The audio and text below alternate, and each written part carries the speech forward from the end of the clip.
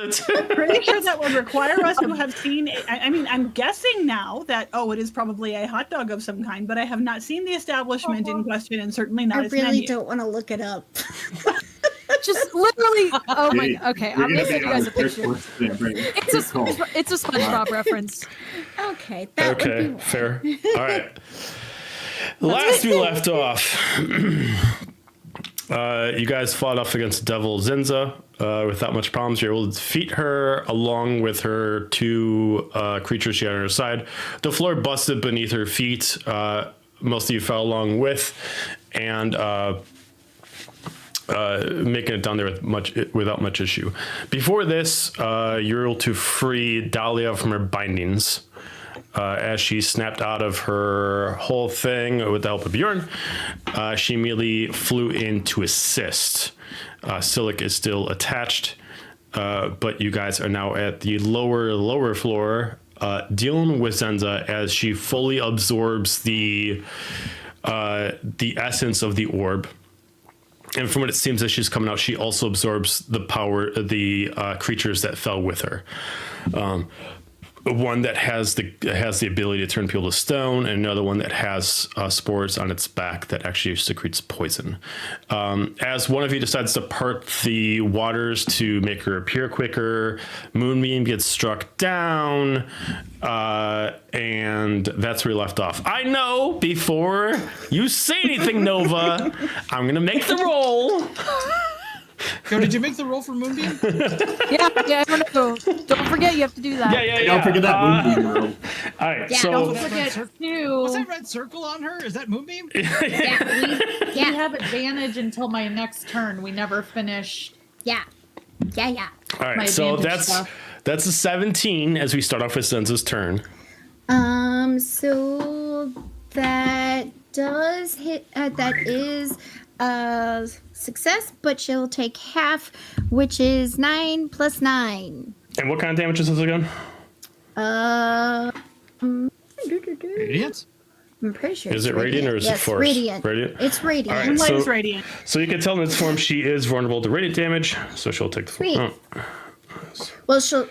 Will she take the full? Oh, okay, she'll take. Well, the full. she'll So take half for succeeding, but she'll take double for being vulnerable. So just be right. the regular amount. So Sweet. all right, and we resume with her turn. That's where you guys officially see her come out in this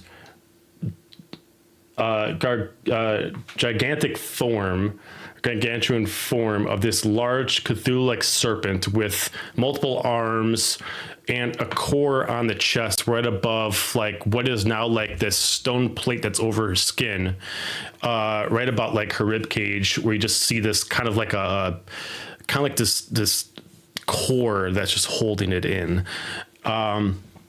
She is going to start. I also should have mentioned, Alistair, I did make you a token if you wanted to if you want to switch your token for the hammer, if you wanted to. I don't have him out yet. That's me flying. Oh, that's you flying. Okay, got it. Okay. As she's in the water, still half of her, to make sure that she is not fully out, half of her tail is still submerged. So like right now, it's like kind of like her rib cage up that's out of the water right now, but it still puts her at a considerable height. So she's still roughly about 15 feet out of the water, even with her tail submerged. She is going to start off by just kind of stretching out a hand, and she's going to like summon a Kraken style tentacle, and she's just going to swipe. And she is going to target, let's see where we're going to go. I mean, you are right there, Alistair, so she's going to go for you. So, for first attack, that is a 25 to hit. I know, probably just barely.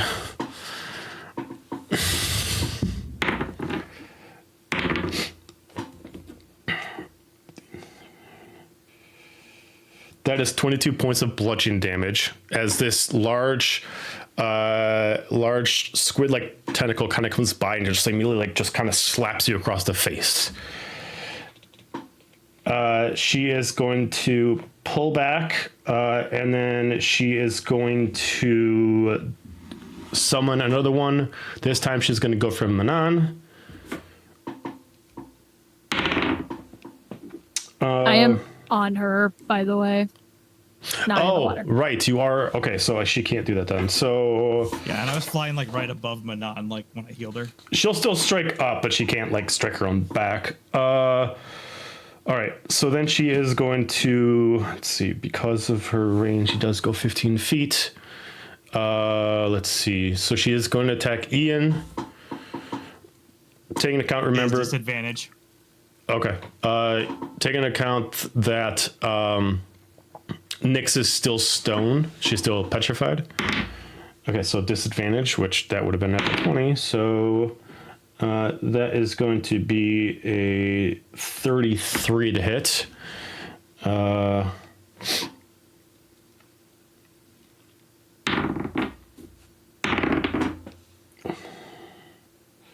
Okay, that's going to be 11 points of damage. I'm going to have Ian do Arcane Ward and do his reaction to distribute the damage back to her, since it can be 21 points.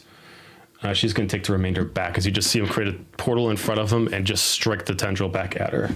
So she's going to take the difference back. And she is then going to, let's see where, she's going to go for Alistair again. Okay, for disadvantage, that's going to be a... Nah, it's regular on me.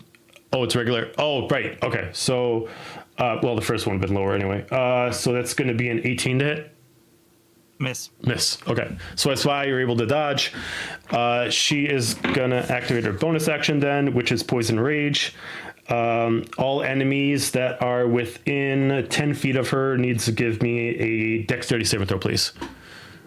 Is this a spell? No, this is her own body, like shooting off poison off of her actual, like, Roger. Okay. the spores on her back. 18. Okay. Dex saves? Yep.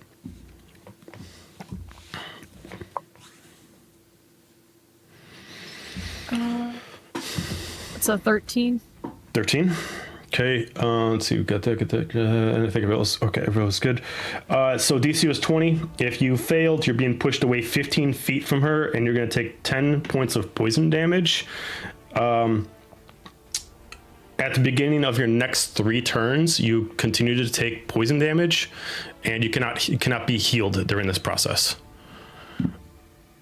How much damage? 10. So for 3 turns, there's no roll to get out of it. It holds for 3 turns, so you cannot be healed. And then she's going to end her turn. Automatically, when she ends her turn, the core is going to glow, and all of a sudden you're just going to see a light from the sky, from the hole and into the sky. Something bright just kind of explodes as you hear a changeless drop, and you're just going to see the core glow. And then she's just going to put out her hand, and she's going to summon an ally onto the battlefield. As you do see that she's able to use Silic's power, and she summons an echo of Silic on the ground.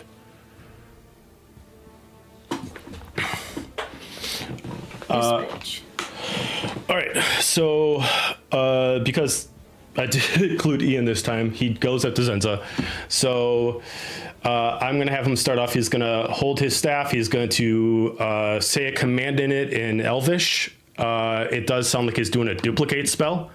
And he is going to change properties using the staff of his spell, and he's going to cast guidance in a different form of how it can be casted. And he is going to for Manon, basically anybody seeing it, because he can do it to 6 people. So I only see, let's see, is Runine, okay, so Runine, Manon, Alistair, says 3, 4. Oh no, all good. All right, so 6 people on there. So Manon, Alistair, Azalea, Nova, Dahlia, and Renine. You all get guidance, and she doesn't have to touch to do it. Note, is anybody damaged yet, other than Alistair from taking the damage from before? No? Considerably. Considerably? Okay. Yeah. So she is going to... or he's going to do Mass Cure Wounds, and he is going to Except we can't heal. Oh, I can't heal you. That's right. Yeah. So I'm just gonna have I mean, you some of us can, right? Or no? two of don't them think can't they're take the gonna- healing. Yeah. Oh, okay. Yeah. So he's not going to know that. So he is going to target everyone within 30 feet. And then he's going to heal everyone for 3d8 plus 10.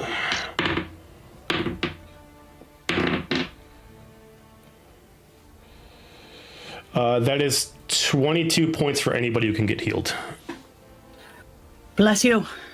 That's the end of his turn. We're going to go to the top of the round to Azalea. I am gonna attempt to shoot her. Let's see. Hopefully, maybe. Is it gonna roll? Nope.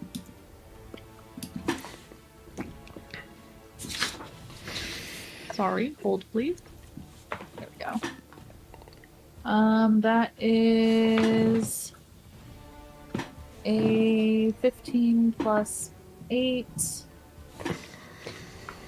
23. to hit. It's not showing up for some reason. 23 does hit. Okay, and then that's gonna be, let me roll damage.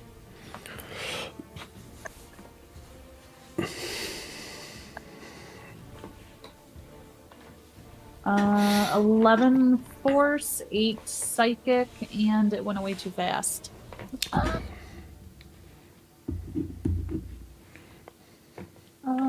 I'm sorry, let me pull up my log. I don't know why it's... okay, 23 to hit. It was 11 force. Oh, now it doesn't show. 11, 8, 6, and 8. All right, let me check the thing. See. Okay. Oh, nope. The last thing I see on here looks like Val's role in the chat. So I do not have it. Eight. Okay. Pierce force. Oh. 11 D&D, pierce. D&D 8 Beyond force, is showing it. What are you looking for? I've got it. 11 piercing, 8 force, 6 psychic. The other 8 was for sneak, so take that out. Okay, so she's gonna take half of the psychic damage and full of the rest. Okay. I'm gonna stay where I am and restart my D&D Beyond. Okay. All right. We go to Nova. Okay, so I can still do like Eldritch Blast, even though. Yeah, Moonbeam Eldritch Blast is stuff, not a right? concentration, so you just can't do another So concentration any- spell. Okay, so any non-concentration spells I can still do. Okay. Correct. All right. So then I'm going to actually, because she's within a period of time, I'm going to do Sacred Flame. She needs to give me Dex saving throw. 20. Okay. Let's see. Okay. Wait, I'm confused by what it says. Just sorry, 1 second. Okay, it doesn't look like then it doesn't go through. Okay. Yeah. Okay. Yeah, because it says target must succeed on a death saving throw A Dex saving throw. or take damage. Okay. Yeah. Okay. Or like a dex saving throw. Okay, Yep. so then it doesn't go through. And then I'm going to stay within a little bit of time. So I'm just gonna move slightly over. Okay. That'll be my turn. Okay. We go to Bjorn, followed by Dahlia.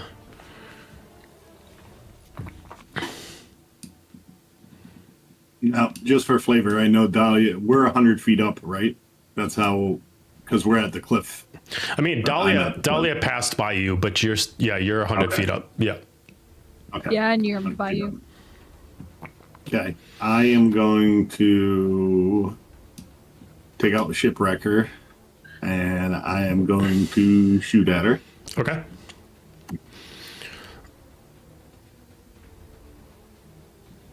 .22 to hit.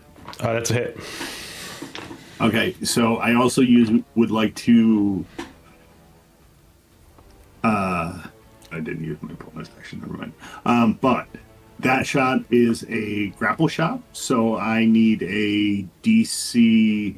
She is immune to grappling, so it will not affect her for a grapple shot. Okay, so we'll just do the damage then. That works.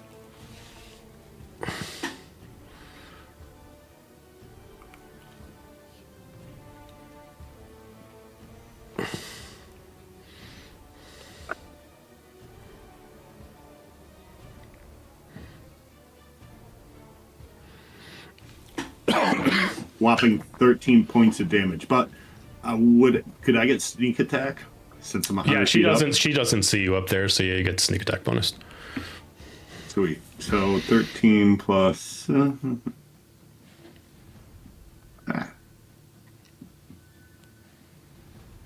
13 plus 8. Okay. You do. Well, you don't see in the distance, but you guys can all, who's by Zenza, see the arrow come down, and it kind of half shatters on the body. She still takes damage. You can definitely tell she's resistant to it. Anything else, Bjorn?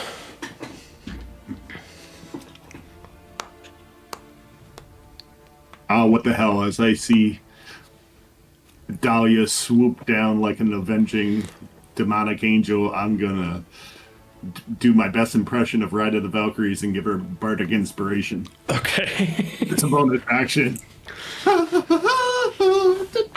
Anyway, so you got a D6 there, Dahlia, to use at your whim, and I will end my turn there. Okay, we do go to Dahlia, followed by Manon. Yep, you know, the combo that I love so much. Okay, sorry, I have to write Bardic Inspo. Now you have to channel your Dahlia. Oh, that's no problem. La la la la la. Okay, so I'm. That didn't sound like Dahlia at all. swooping in. It's like that's I swoop in. How far away am I? Fuck that bitch. So I'm gonna go with just the tried and true. You know, the classic Dahlia special. We're gonna guiding bolt a bitch. Okay. So, Jesus Christ, I gotta roll everything manually because the monster sheet's here. So be prepared from. Actually, let me just get my calculator ready. All right, save you guys some time.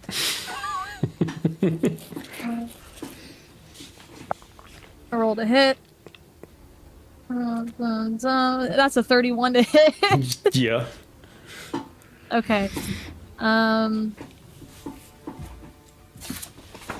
We're just gonna. Ain't no fucking way. Wait, that's the wrong button. No, it's not.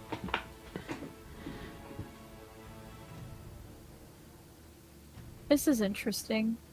It says guiding bolt, but it's shaking. It's psychic damage. Should it be? Hold on. Oh, I know why. Because originally in her dark form is Chaos Is Bolt. that a mistype? Yeah, it's a mistype. I copied off your dark form, so it's supposed to be ready. Yeah. I thought I fixed that, but I didn't. So no, it's ready. Okay. Well, I'm never rolling on D&D Beyond again, or Roll20 again, because it gave me, out of all of those, 4 of them were 1. So that was 9 points plus 5. That's fucking ridiculous. That's 14 points. All right, she still takes I'm a double of that, fucking- so 20 points. I'm immortal! And I did 14 points of damage! Are you serious right now? Can I re-roll those? This is some bullshit. Sure. Oh, okay. I was just saying that out loud, but I mean, I'm not gonna... That's your one favor for the night. Yay! Look, that's so much better. So that's 27. Okay. That's way better. So that'd be Radiant. 54. Okay. So, okay. It looks like it only rolled 4 d6s. Is it supposed to roll more than that? I just re-rolled all the ones that were 1. Oh, okay. After she takes the high amount of damage, she is going to take a reaction. She's going to do Elemental Infusion. After she takes the damage, after taking a certain amount of radiant damages during this round, the core itself is going to adapt to it. And as long as she chooses to, she is now immune to radiant damage. Is this a spell or an ability? It's the ability of the core itself. Sucks. The orb allows her to adapt to one ability at once. Right now she's choosing Radiant. See, you know, if I didn't have the trauma experiences that I did in 1.5, I would go touch the sword. But I've seen that go very poorly. So I know. There's Probably only not one do that. person who could potentially touch the orb, and that is my character, potentially.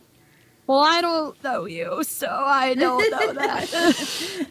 I just know that people touch orbs and then they try to murder their significant others and then they break up. So, okay, I'm gonna use a little, wait, no. We're gonna save that one for the big pizzazz at the end. Alright, so I'm gonna go for my second attack. I'm gonna use my dark sword, so I'm gonna swoop in. You're gonna yeet. swoop. I'm gonna fly right by my daughter who's drowning underwater real quick as she remembers how to swim. She'll be fine. She'll be fine. I told her she needed to learn how to swim. She didn't take me seriously, so. Oh god, where's my calculator? We're burning a lucky point on that. Fuck that. No, wait. This guy. That's way better. It's a 16 plus 22. That's a 38. Yeah. You check off a lucky point real quick, because that was a nat 1 and I was not settling for that. Not as Dahlia. Be like, no. No. Not if I have lucky, I'm using it. Let me just keep this up here.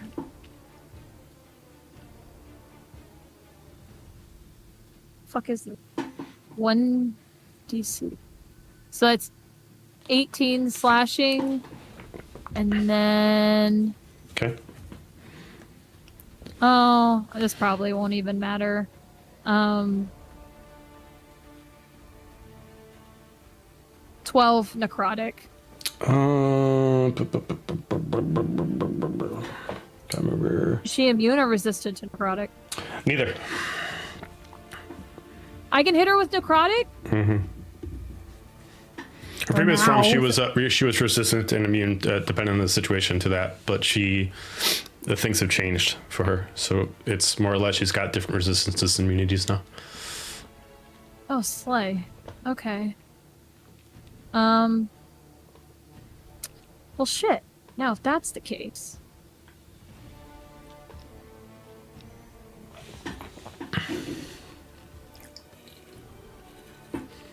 I'm gonna hit her with Finger of Death then. Okay. So I need her to make a con save throw.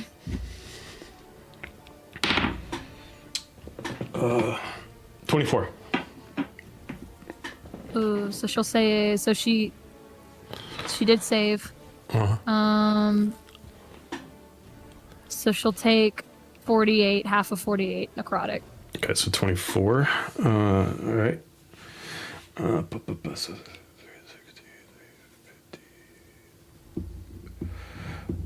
Okay. Okay. I kind of wish I did the other thing I was gonna do, but that's okay. That's all right. It's right. It's fine. What bonus actions do I have? I don't have any bonus action to drag my drowning daughter out of the water, and I'm not worried about that right now. She'll be fine. Someone Is taught her, anyone right? look? Swimming lessons by Dahlia. We'll talk about it later. She's a strong, capable woman. She's survived this long, so she'll be fine. Besides her, who else is looking beat up? I'm still not great, but I'm way over here, so. Who's short on ragoons? Who's short on crab rangoons?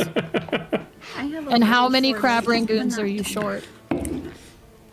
I How many got crab about rangoons are we thinking? No crap, so I'm good. I got a little over half a plate. You have half a plate of crab rangoons. My Yeah. rangoons are frozen and can't go anywhere. Yeah, my Manons are also frozen. Nova, how are your crab rangoons looking? Got about a half a plate too. So Okay. And half a plate is that like a family pack of crab rangoons? Is this like about 37. This is That's for how this much is for half a a plate family is? of 4 to 6. That's what the bag says. Okay. 4 to 6. You know. Yeah. Okay. Well, I was going to say it's for a family of 8 because Oh. that's our level. But Oh, One fair, really yeah. lonely guy. Okay. All right. One very So hungry person. I have about 100 crab rangoons in this bucket of crab rangoons that I can disperse amongst everyone. I think I'm going to give 15 to each of you. So that'll take 30 crab Thank you. rangoons out of my bucket. I love that idea. Thank you. If she starts off with 100 crab ragoons and she has a total of 5 allies and she distributes 15 apiece, how many crab ragoons does Dolly have afterwards? and the server quits in the middle of the shift. Right. The server's name is Soma. On a train to Detroit from Chicago. She ate 2 on the way there. She gave 2 to a friend. All right. So, yeah, and I'm going to be floating probably 10 feet above the monster is where I'm at. Okay. That's my turn. All right. Going to Manon, followed by Alistair. Oh my god, it's me again. Okay. Don't forget to take your damage at the beginning of your turn. Yeah, you're correct. Well, that's not fun. Can I swim and like climb back on her back and then climb up her again? You can certainly try.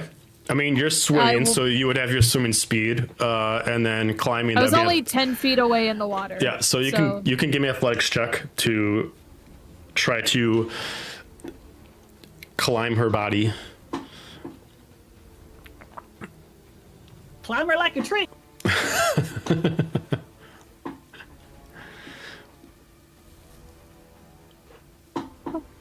I couldn't tell if it was a 6 or a 9. It was a 9. Which that makes a hardy 14.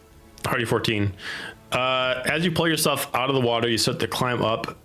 She is not being completely still. She's staying in the same spot, but she's moving a lot. You're able to get up to maybe about another 10 feet.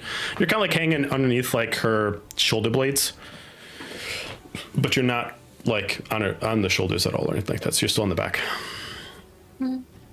All right. Well, how effective would it be if I took out my scimitar and I stabbed, and then I tried to climb up, stabbing her?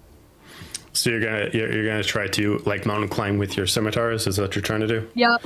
All right. That's the So goal. leaving you with still probably about 10 feet of movement. Go ahead and attack with your scimitars. We'll just probably 2. Ah.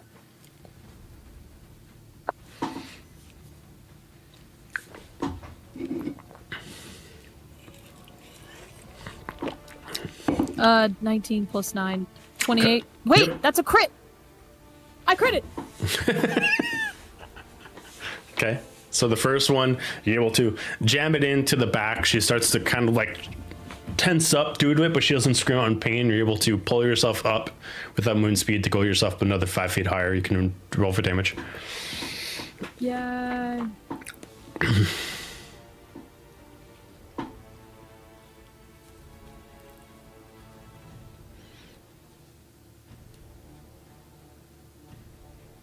So 10. God, I can't do math. 16 plus 19 plus 10. Oh, fuck. So I it'd spelled it be wrong. 35, 45. 45. You're so smart. I'm not. I'll remember those words. And that's all slashing. Okay. Even though you do it better than her, she is still resistant to it. You're only able to get so far in, but you're able to pull yourself up. So you're going to take half of that. All A right. for effort. You Next can one. do your bonus action first because you're pulling yourself up, but then you got to try to go do the other one. So you're offhand first if you're trying to climb. Heard. Okay, that's 13 plus 9, so 22. Good. You can go for damage on that one too.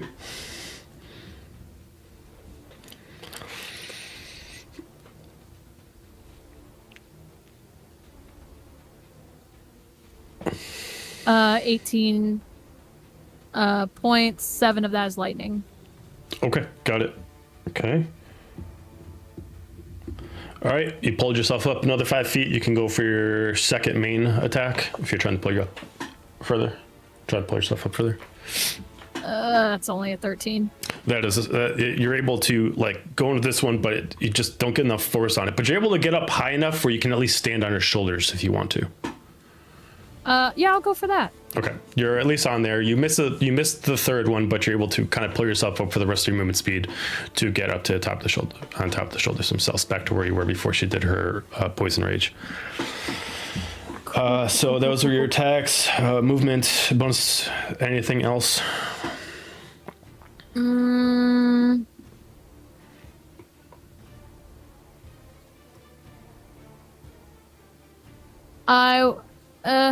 I'll invoke Helgran Strategist so I can choose 3 creatures within 60 feet of me that can hear me. They can move half their movement speed without provoking an opportunity attack. And I will choose... It's really anyone that can see or hear me, so it's theoretically anybody. Wait, no. Or does it say 60 feet? Oh, okay, so it's pretty much... That's pretty much everybody. So I think we're neat. I'll choose Alistair, Ian, and Azalea. And what is So, this like, doing? Nova's pretty range heavy. They can move up to half their movement speed without provoking an opportunity attack if they want to right now. He will do it. He will go up And that's as... I mean, he can only go up another 5 feet, but he'll get up. Okay, that's it. All right, then we go to Alistair, followed by Biscuit, followed by Runine. Okay. How much damage do I take at the start of turn, was it? 10 points. 10. Okay. Perfect. Cool. All right. So due to her thing, he's going to move 15 feet up behind Manon. Remind me what was the condition we have? Like, what's it considered? Poison. Was it poisoned? Mm-hmm. Cool. It's just the extra effect of it means you can't be healed, that's all. No, that's fine because we're technically poisoned, correct? Yeah. Okay, cool. So he's going to use that strategist thing that Manon just did to move up behind her. Okay. He reaches out a hand and casts Lesser Restoration on her, removing the poison condition. Works. And then Okay. really have much of an option. Hold on.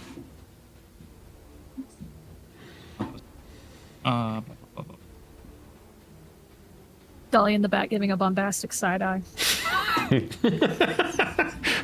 Be like, I saw everything. I know what happened. I know what that lesser restoration really means. So he does that, and then bunch of way options here. So let's just go ahead and move. I just move over to here for now. Okay. That ends my turn. I think anything else I can do. Just to clarify, did you disengage, or were you hired for her to be out of range? I mean, it depends on what her range is, I guess. Oh no, I was just saying, I didn't know if you were within melee range and you like left, giving her an attack opportunity. Right, but I'm asking what her range for melee is, because that would depend. Oh well, no, she regularly has. I didn't land on top of Manon or next to you. I was like, if She's got 10 feet. Here's Manon, then I have to be within touch. So yes, I will. Okay, got it. All right, so she will then go with an attacker. So she will have to do tentacle again.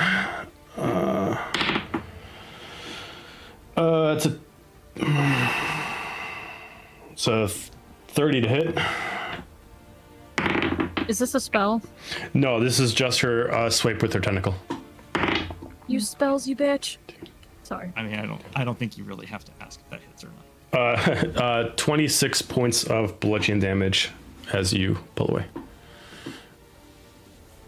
Then I do not go there, and I fall into the water. Oh, okay, got it.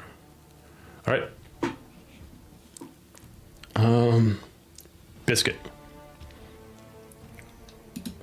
Currently does not exist. Oh, right, yes. So I am going to. Well, first I'm going to use my bonus action to pull the big floppe 30 feet farther down, so it's now only 40 feet above us. I know I can't do damage with her with it, but I can take damage away from us, so that's kind of important. So that's my bonus action. Okay. And then, all right, I am comfortable with not needing to take a swipe at her to try and steal some points, so I am going to Eldritch Blast instead. And did I use when did you do that? No, never mind. I did use that advantage. Never mind. So for a whopping 16 to hit, which probably does not hit. It does not. As we'll try the second beam. They're separate. Are they separate beams?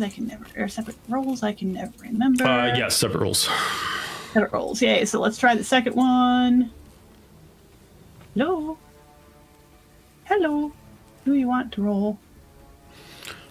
Roll, please. Do you want to build a snowman? Do you want to roll a die? 19? What was the roll? 19? No. Yay. So she just says, fuck. And I am going to run over 5, 10, 15, 20, 25. Here, dive in the... Sorry? I was going to say, did you get guidance at all? I did, but that's just for a skill check. Oh, Yeah. never mind. Sorry. Or ability check. It's not like Bardic Inspiration where you can kind of use it on almost anything. Yeah. That's Yeah. true. Sorry. So 5, 10, 15, 20, 25, 30. So I'm going to run over here. I am going to dive in the water. Okay. And if I remember correctly, my moving the water back is kind of across here. So I'm going to swim across here, duck across here, and then swim underwater around. I've got so much movement once I'm in the water because my swim speed is 40 and I am hasted. So I'm actually going to swim around behind here and hide Okay. as my extra action. So I am hiding underwater there. Okay. Sounds good. All right. We go to Zenza's turn. She is going to choose to summon another echo at the beginning of her turn instead of end of her turn. Yep. Well, it doesn't matter. She's immune to the radiant damage. Oh, okay. Then never mind. At least currently she is. She can only hold one immunity at once, so she's currently choosing it. So she's going to choose to summon a Silic Echo at the beginning of her turn instead of the end of her turn. So she's going to put another one down. And then she's going to start her turn. At the beginning of the turn, she does heal for 20.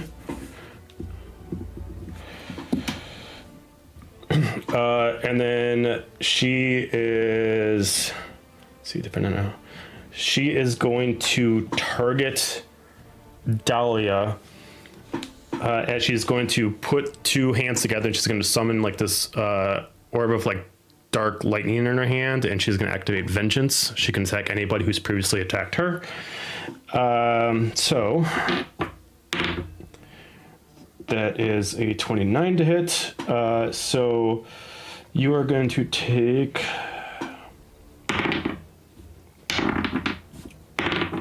Who is you? Dahlia. Random Dahlia. question. I am technically still in combat. My armor would, I think, in theory, give disadvantage. I'm on top of the water. I'm floating.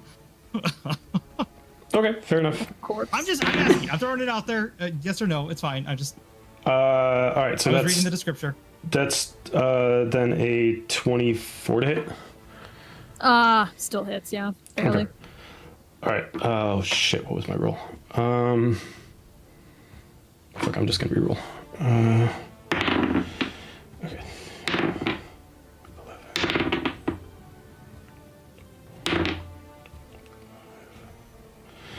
11. Okay. You're gonna take 25 points of necrotic damage, and you need to make me a strength saving throw. This isn't a spell, right? No. Okay. You said 25 necrotic. I'm gonna uncanny dodge that. I'm sorry. Correction. It is a spell. it is a spell, It is then a I'm spell. gonna deny it. Okay. All right. She is casting it at 6th level. I need to. So you need to roll. So I need to make a charisma check, and I have to beat a 16. That was a 19 Okay. without even my charisma So, bonus. so it totally negates it. She starts to summon her hand. You just immediately just snap, and it immediately just Like- disappears. Which means you do not have to make the strength saving throw. Try again, bitch. Okay. She is going to. Gotta remember all her attacks. Apologize. She's going to raise up one of her hands up in the air. She's going to summon black bile. She's going to immediately turn in some of the terrain above the ceiling, and she's going to start turning into acid. It's going to start dripping down. It is a 60-foot cylinder. She's going to attack the arena. So I need everyone Is this in. also a spell? This one is not a spell. So I need everyone to make me a dexterity saving throw.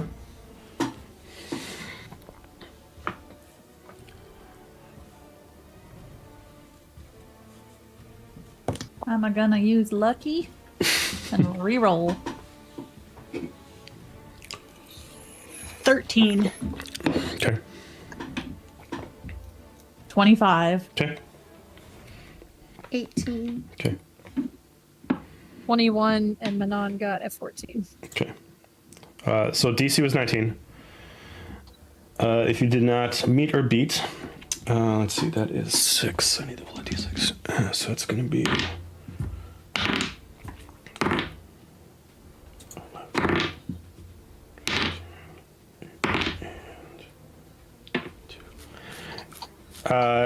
All the people that failed are going to take 22 points of acid damage. If you succeeded, you were going to take half of that, which I think it said 22, so that's 11 points. And if you also failed, your movement speed is reduced to half for 1 minute. So, this being a magical effect, I assume it's not affected by being underwater? No, you're fine underwater. I am. And Okay. And I auto fail, correct? Correct.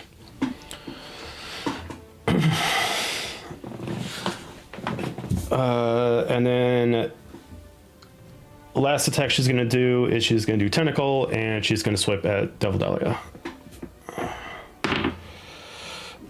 This is 21 to hit. Nope. Yes. Okay. All right. So you're able to dodge that. All right. So those are her attacks. And then she's going to hold that. All right. She ends her elemental infusion, which means that she's no longer immune to radiant damage. And she is going to take one arm that hasn't done anything yet, and she's going to press it up against the core itself. As you're going to see the core turn into like an aqua blue, and you're going to immediately see her just pull off like this blue energy from it. She's going to immediately summon this large katana, and she's going to strike down with Eldritch Slash, and she's going to attack Manon and Dahlia with this. So, I'm sorry, it's not. Is this a spell or an ability? It's an ability. It's an ability from the core. I'm sorry, it's not a roll, it's a charisma saving throw. So charisma saving throw from Dahlia and Manon. Not an area effect, right? No, it's just attacking who's within 5 feet of her. But since Dahlia is flying and Manon is within a higher point of range, it would not hit at Alistair. Manon's having a rough time. That was a 7. Dahlia was a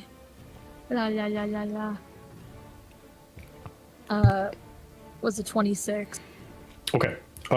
So Dahlia succeeded. All right. So hang on, let me roll for the damage.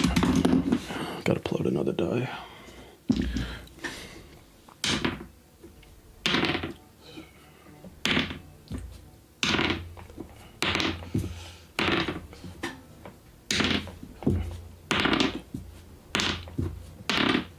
All right, so Manon, as this immediate energy blade, slices by, you're going to take 52 points of force damage. Dahlia is going to take 26. No extra effects. Okay. Dolly's gonna hellish rebuke. Okay. Manon's gonna flop into the water and drown for real.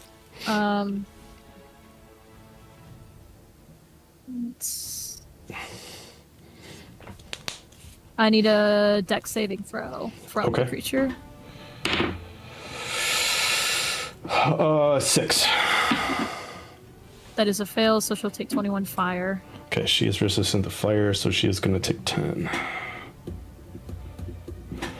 Okay, at the end of her turn, the Silic Echoes are going to move. So this one is going to move 5 feet forward, and it's going to attack Nova. Immediately going to draw a Katana out.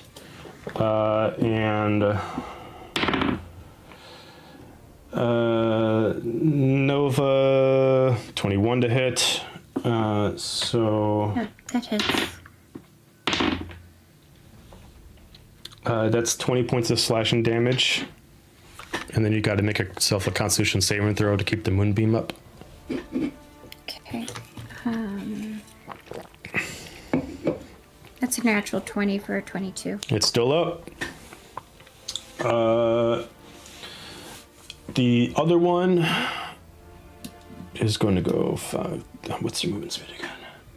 Yep, 5, 10, 15, 20, 25, 30, 35. And it's going to go up there and is just short of hitting Ian. We're going to go to Ian's turn. Ian is going to... I'm going to have him jump, so I'm going to have him make an athletics roll, which is not good for him, but... so 14. All right, so he's going to sloppily jump 10 feet over, and I'm going to have him 5, 10. He can go up there, so he can see where Alistair and Manon are, and he's going to do Prayer of Healing. God, just got moved away. So 6 people. He's gonna do Nova, Alistair, Manon, Rooney, and Azalea. Yes, all are gonna get. Are we still considered poisoned? No. Does he need to see us? Well, oh yeah, I guess you wouldn't see Ronin. Yep. So Ronin would be the only one not. So that's going to be 12 points of healing for everyone except for Ronin and Dahlia then.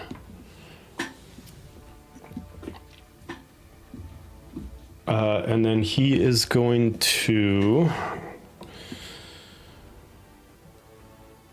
He's going to cast invisibility on himself.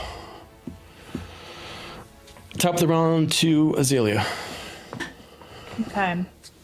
So I'm kind of floating above or flying above the water a little bit. She is focused because she last attacked the group over here. So I'm kind of not in her line of sight, right? I mean, she's not actively looking at you. Good. I'm going to cast Disguise Self. Okay. I'm going to drop myself into the water and make a big splash. And I'm going to come out looking like Samara, screaming, "Mommy, mommy, help me, please, please, I'm drowning, mommy." Okay. And I want to distract her and maybe cause disadvantage because she's so focused on her daughter. Okay, I'm going to ask the group. Because she looks like Samara, would this be a deception check or persuasion check? I would say deception. See, that's what I think too. Deception. All right, so deception check. You're disguising yourself. Okay. Yeah. Come on, dice, be good. Lucky. I'm so glad I took that. Lucky. Please be better. 16? 16. I'll let you know when it comes to her turn. Okay. All right, so you're doing that. I'm assuming not doing anything else then? Nope. Okay. All right. Go to Nova. Okay. Oh, this stupid thing is right in front of me. So, let's see which one am I gonna use. Question. I've never done this, but does Eldritch Blast get disadvantage when you're close up? It does, but you did get the feat that allows you to do spells. No, I didn't take that feat. I thought you did. Remember? Nope, I didn't actually take it this time around. So, okay, so no, then you're at disadvantage because it's still considered melee. Okay. But I could still try to do it. You could still do it. It'll just be at disadvantage, yeah. Okay. If I can let's see. Is it... Can't remember how to roll at disadvantage on D&D Beyond. Is it like shift or control? Yes, there we go. It's control. Right click. Yeah. Right click. Whoa. Wow, I just did it like a crazy amount. Okay, it would have been a 9. 9 to hit. Yeah. Okay, you immediately try to fire off a blast, and like immediately he dodges and immediately just like banks off to the right and misses him. Okay. That's the first beam, right? Okay, yep, you can do one more. Okay. Roll, please. Second one is a 13 to hit. Sorry, no. Okay. All right. Well, what can I do? That is, I guess, my turn because I'll get to. Well, I might just take the Attack of opportunity. Yeah, and move out of here because I don't want to be this close. Okay. Okay. Okay. The creature does not react. It does not attack you. Sweet. Good to know. All right. That would be my turn. All right. Bjorn followed by Dahlia.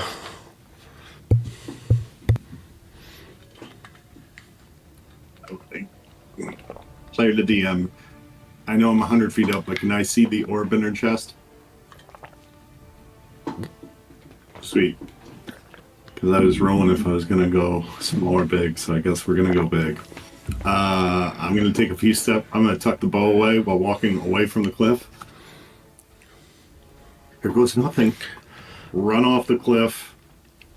Bring my wings out, close them around my body so I'm like a bullet. Stretch out my one hand and put out the high tide rapier and javelin myself towards the orb. Are you in close enough range? Where were you at before? How far of a distance were you? I mean, I was 100 feet up, but I'm falling. I'm not trying to fly down. Yeah, it'd still be this. It was the same distance. So your movement speed is 30 feet? Yes. Okay, so it'd be 60 feet. So you would... Okay, I would say she is higher off the ground. So theoretically, I'll allow it because she is close in distance due to height difference. So roll to attack. I just didn't know. I didn't know how falling would work. That's why I tucked my wings so I would fall rather than. There is like a measurement of falling distance, but it's Okay. more like you gotta. It's like a round measurement, I think. Well, thank you. Do I have? Oh, no. Do you what? I was thinking if I have advantage or not since she hasn't seen me. Yeah, I mean, like she knows you're there, but she's not actively watching you. So you have sneak attack. Yeah, you have your advantage. Okay, sweet.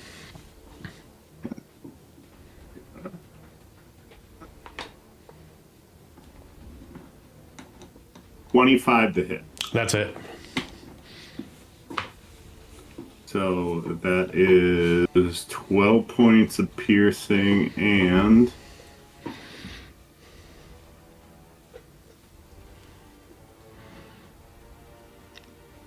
8 points of radiant. Okay, so that'd be 16, 22. Okay. Oh, plus 3 more piercing. I'm sorry. Okay. 21. Okay.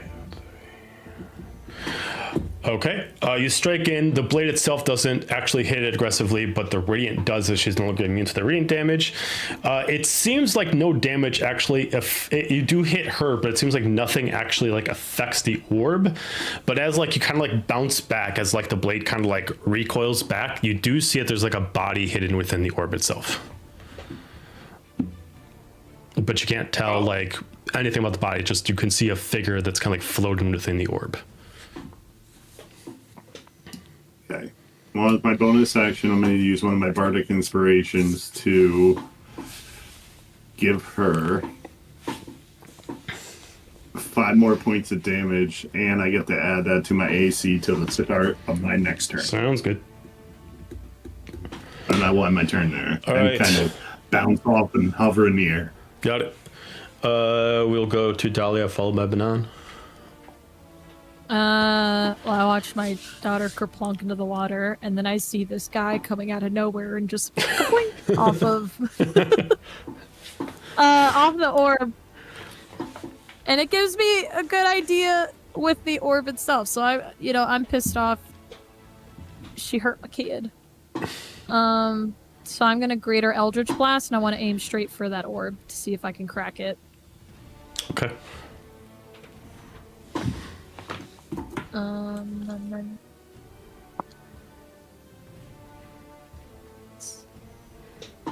16 plus 15. What is that? That 31. Mm-hmm. Oh, I'm so smart. A 31 to hit. Okay.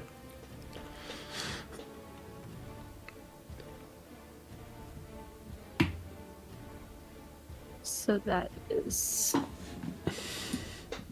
Oh, we're pinging Nova. What's going on? Oh no, she's measuring. Oh no. So that's 58 force damage. Jesus and Christ. it pushed the target back 15 feet. Okay, so 58 force damage. She's got no resistances, so that's. She resistant to force damage? No, she doesn't have a resistance. That's what I said. I'm Oh, talking thank myself. God. Okay. I was about to fist fight. Okay, since you target the core itself doesn't get pushed back, but she will get the recoil. She'll just. Oh, that's not what I meant to do. She's gonna move over here, going as far back as she can while she's in the water. Okay.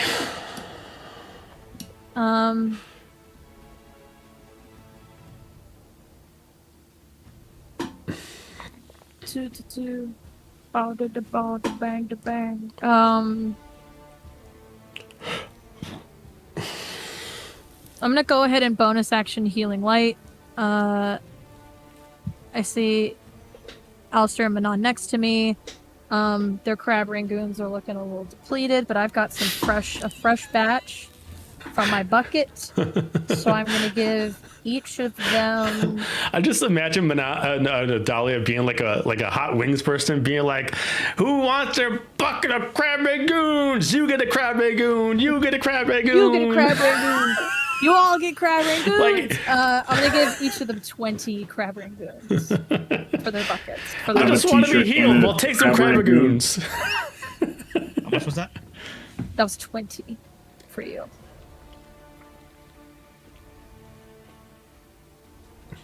Look under the Which seat. I You get know crab it's not a rangoons. lot, but I'm not a cleric anymore, so it's fine. Oh, which by the way, I do be healing. I'm a cleric for myself. La la la la. And then my last 2 attacks, I'm just gonna square up and hit a bitch. With my Thork Sword. Okay.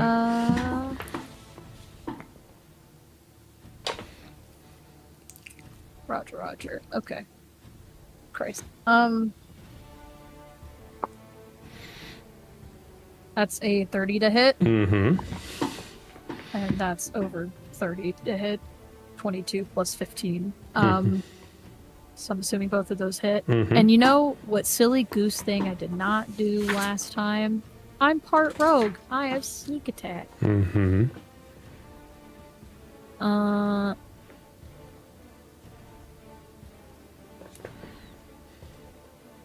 What am I rolling? Okay.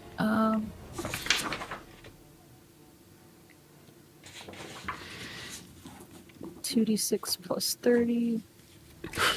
Roll, you coward. So that's 36 points slashing. That, and then that's 45 necrotic. Okay. And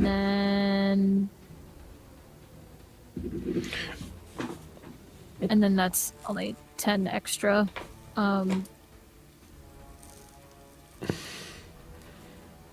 Okay. I'll say that's slashing. All right. I'm gonna roll to see what she's gonna do. Elemental immolation, and she's gonna see. I'm gonna roll to see which one she becomes immune to. All right. She's gonna be immune to slashing right now. Manon's over here punching water. Jesus, Bjorn. Bjorn, yo, chill. Bjorn, chill. Trying to be fly and like put myself down now that I'm in the ground. I didn't think it would be so obtrusive. Apology. Mega Bjorn.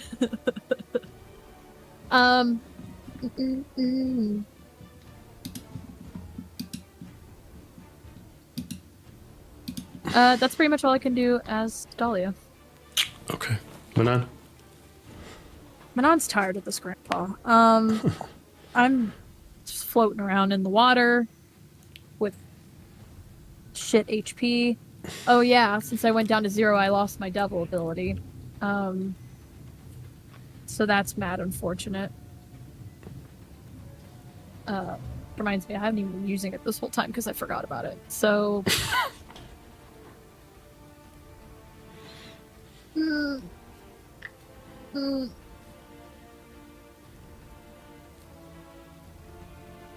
I guess I just rinse and repeat, and I'm just gonna Mick swim my way over and Mick climb my way back up. Gonna Mick climb. And I'm gonna go. I can't even do any damage to her because I have nothing. Yeah, and since she's immune to it, you cannot climb with the scimitars. No, I can't. You know what?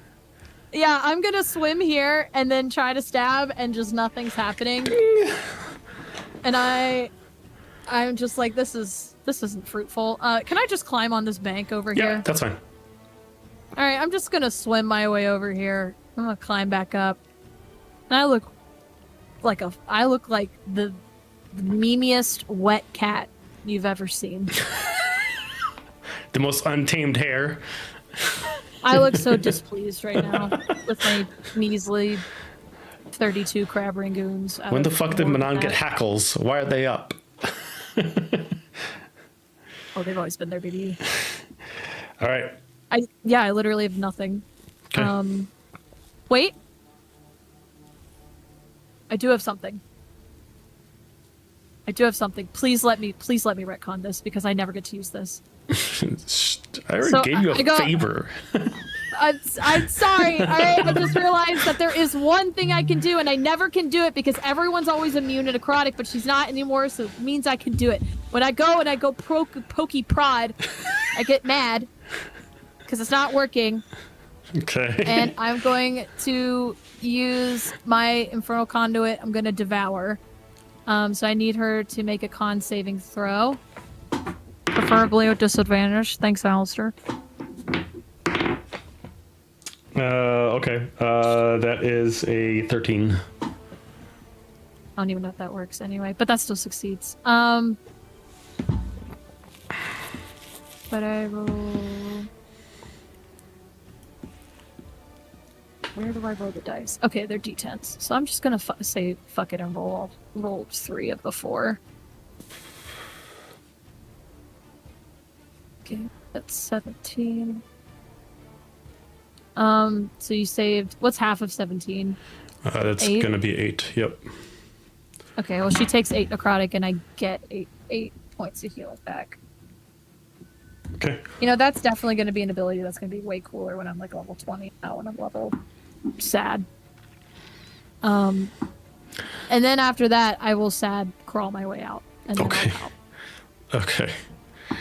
Thank you for indulging me. Alistair followed by running. Okay. We're gonna Burger King swim over here. Okay. She mixed swam. And then I am going to slap her with a 4th level Cure Wounds.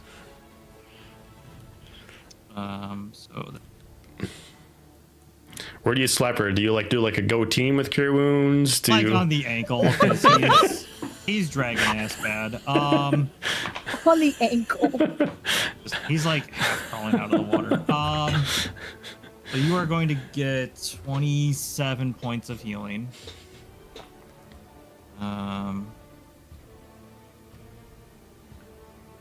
And I'm going to get 6 points of healing myself. That.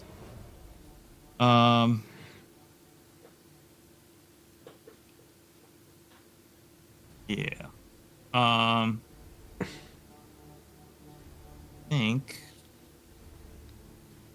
probably all I can do right now. A lot of options right now. Okay. Renine? It, Oh. Was there something that I missed, Alistair? Okay. Okay, so first of all, point of order, I realized that control water is concentration, so it went away when I did the clicky boots, but she's been out of the water for a bit anyway, up above it. So this is all water all across here. Mm-hmm. It is not it is no longer, it has not been parted for a bit. Okay, how high up out of the water is she? I mean, her tail's still in, but like the amount of body How high up out of the water is her chest? About 15 feet. Okay, I am going to swim over here, climb up her, and by the way, that this means I am still leaving the tentacle hanging 40 feet in the air above us, and it looks real weird. Why am I not? I think I went behind her, but I'm here somewhere. Climb up her, and I am going to take 2 attacks with the King's Bearer. Okay. How you are you just using your regular movement speed to climb? Yeah. Okay. But so that used probably a lot of my movement, but I'm not worried about that right this second because I'm keeping my bonus action. So and I'm like stabbing in, but I'm kind of trying to pry it out, like you'd be getting out of, like if you're taking out a splinter with a needle. And you're trying to do this to what part of the body? I'm trying to pry the orb out of her. Oh, got it. Okay. So Roll the hit. First attack is a natural 24, 27. Okay. Oh. So, crit damage. For a total of 16 piercing. That's with the crit? Yes. Okay. That includes the crit. That is the crit damage. All right, due to the crit, she no longer has immunity to slashing. Okay. Yay! And then my hasted extra action, second attack with spear. That is, holy shit, that's another natural 20. Jesus I'm not Christ. even kidding. Okay. It's right there. Thank you, Keyfish. So crit damage is, the crit damage is 14. 14. Okay. And my aim is to try and pry it out of her. I don't know if it moves at all, if there's any effect in that regard. As you go in for the first one and you kind of like stab it in, you're trying to push out, you get kind of like a shock, and she immediately kind of like almost like a straight, like, you know, that feeling like you feel like someone's like walking in your grave. She gets that. Jesus Christ, Manon.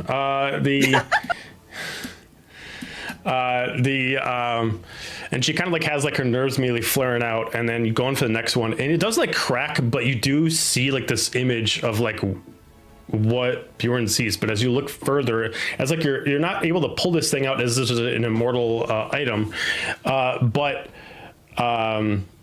or indestructible item.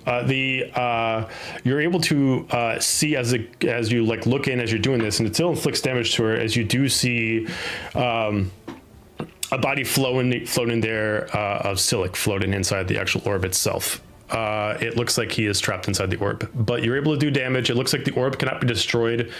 It looks like, as far as what you can tell, you do not have the strength, even at natural 22, like physically try to raw pull it out.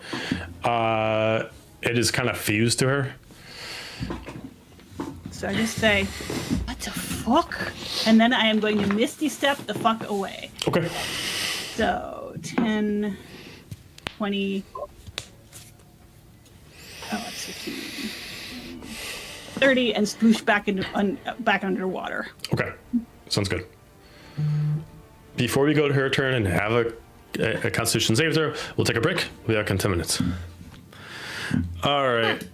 All right, so I will roll for the Constitution saving throw against the Moonbeam. That's a natural one. Okay, sweet.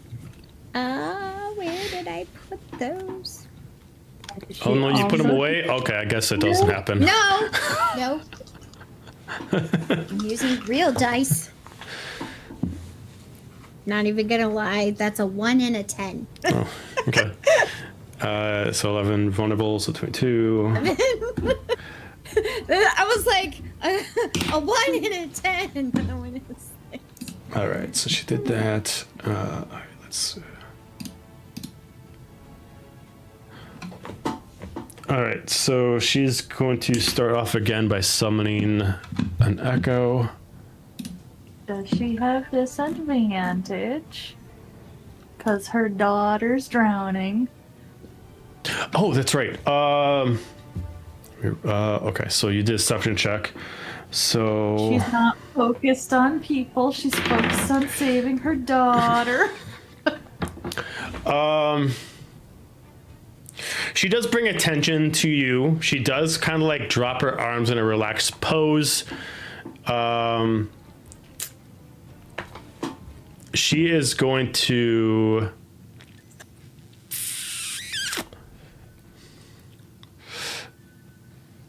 she's going to dive under the water to get closer. And then she's going to come back up over here. And then she's going to kind of reach out to grab you, Azalea. What do Azalea is suddenly rethinking this plan. Can I drown underwater and just sink? I still have Silic's necklace on, so I can breathe underwater. Okay. So you're going to start the, okay. So as you start to fall, she's going to try to reach you and grab you. Are you trying to dodge it, or are you... I am thrashing around, trying to survive, but dodging. Okay. It's all right. Now you can stab her once it's your turn. Okay. She grabs you. She doesn't. She just holds you by like the waist. Your arms are still free, and she like lifts you up and she just looks at you with the crooked head. She's going to make an insight check. As she spends her action looking at you, you immediately go from like a sorrowful face to a very pissed off face. As you can assume that it worked thus far. She did use up all her actions to move that way, grab you, pick you up, so she will not attack with actions on this turn. But you are being held in her hand. But your hands are free.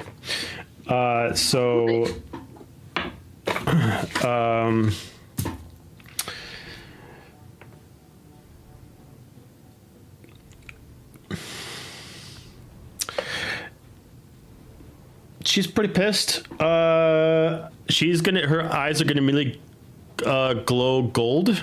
Azalea, I need you to give me a charisma saving throw, please. Oh, shit. Okay. Charisma.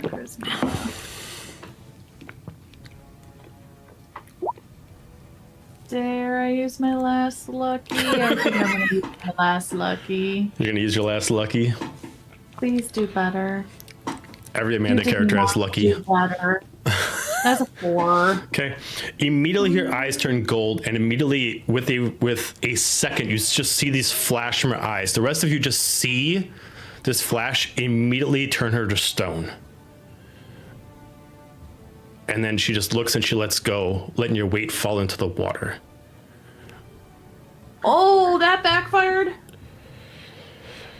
Because that's a legendary action, she did use her action. She gets to put down a Silic before, after her turn, so she's going to put one on now. She has to be able to reach, so she's going to put it there. That does end her turn. We go to the Silic Echoes. Was it an ability or a spell to turn to stone? Her Stone Beam Gaze is an ability, not a spell. So Ian is still invisible, so the echoes don't see him. So this one is going to dash 5, 10, 15, 20, 25, 30, 35, 40, 45, 50, 55, 60, 65, 70, 75, 80. Mix it up there.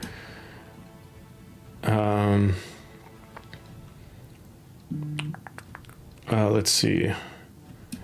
10. And it's going to use Missy Step. And it's going to hop over there, and it's going to attack Manon.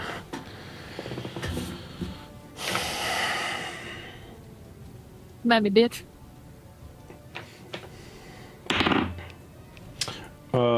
With the katana, that is going to be a 32 to hit. That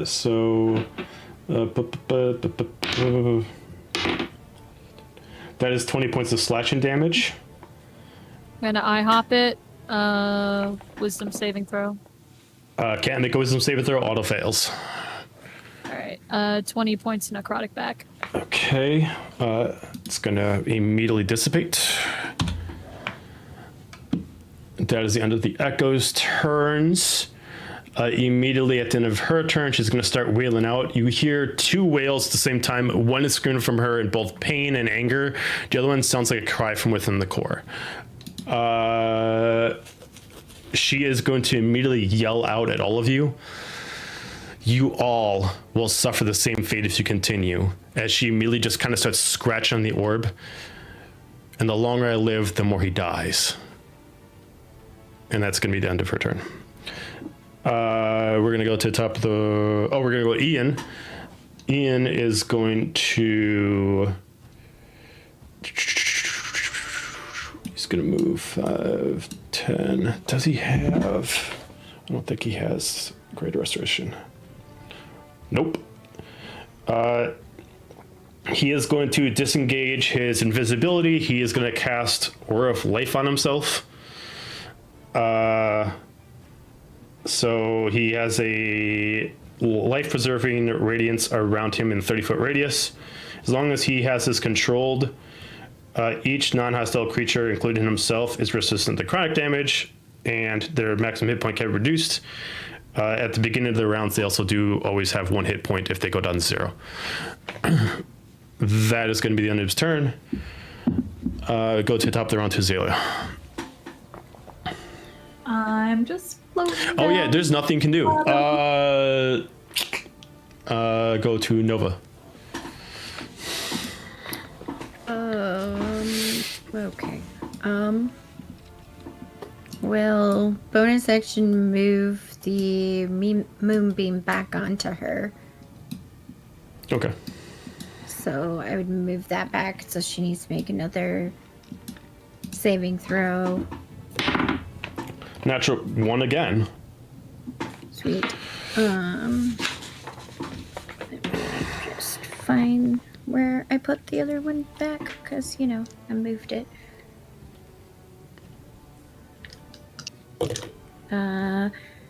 Well, that's only a 7 and a 6. Okay. And then 13. I'm going to Eldritch Blast her. Okay. We're going to do 1 here and see if it will go. Ooh. That definitely didn't hit. That's only a 14. Okay. We'll do 1 more. Oof. Well, that really didn't hit. That was 11. Okay. And then I don't think I can do anything. I'm gonna try to get. I'm gonna be stupid. I'm going to get closer. Okay. So she's gonna get closer. She's gonna move up to right where this guy is. Okay. And I know it, I don't think I can do it on this round, but I was gonna try to start seeing if I can figure out how to connect to the orb somehow with knowledge later, probably next time. Are you just going to just use your own sight to do it? Like you're just going to quick look and see what you can figure out? No, I probably next turn would try to use some of my knowledge from Okay, got it. just the orb itself, from Alright. like history, Okay, sounds good.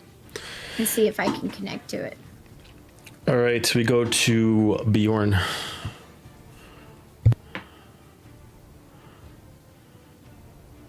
She out of the water again Is what? after dropping. She's out of the water now that she dropped Azalea, correct? I mean, her body, half her body's submerged, the other half's out of the water, yeah. I would like to, if I could, try and swoop in and actually make the rapier go back to where it's covering my hand. Can I try and reach into the core and grab Silic? To be clear, you can't reach him. The core itself is like hardened steel. Like, there's no way to actually reach him. You can just see him past it. I didn't know if, because it's her husband's blade, if that would make a difference. That's what I was trying to. Oh, I see what you mean. I would say, based off what you know, that would actually piss her off more than actually be helpful, as she is actually she's been very pissed at her husband. So take that with what you want to do with it.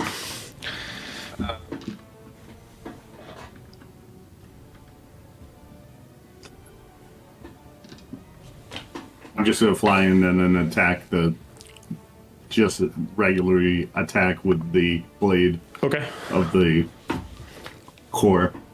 So 23 to hit. Yeah.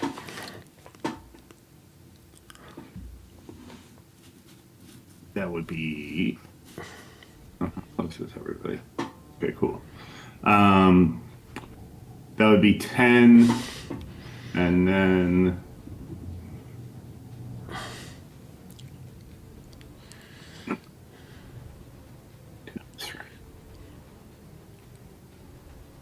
Yeah, so 10 slashing, and then. Where did I go?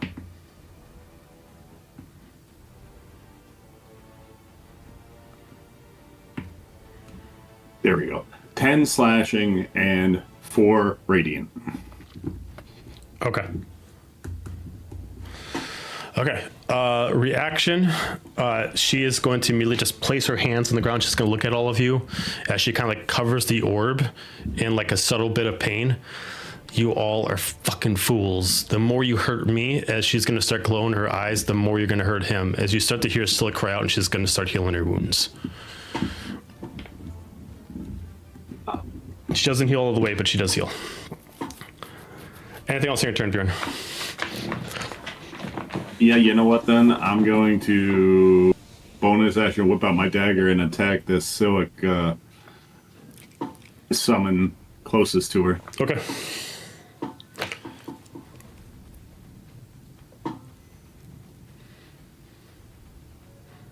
$19 to hit. Yeah. And 8 points of piercing. Okay. It disappears. And sweet. I will end my turn there. Okie dokie. Go to Dahlia. Ooh. She does not like hearing that and hearing Silic. You can see her like go make a move towards Zenza and then pause, and then her eyes turn towards Azalea, and she's like, "Ah, hells." And she's gonna fly over to Azalea and cast Greater Restoration Okay. and unpetrify her. Okay. I need you to also give me an athletics check because she is sinking, so I need you to be able to pull her back up as she starts taking in air. No, I can breathe underwater. Oh, that's true. You can. In fairness, I don't know that. Fair point.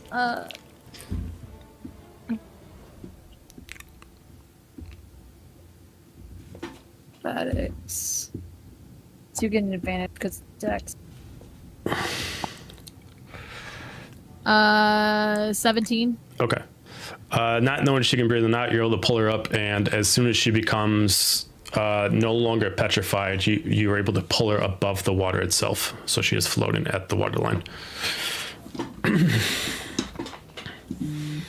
And I don't know what you can do, so I'm just gonna make sure that you can swim. Just gonna give you a little pat. Because I'm Hearty like, thumbs oh, up. Good job. You're Zephinia's kid, and I don't know what she's.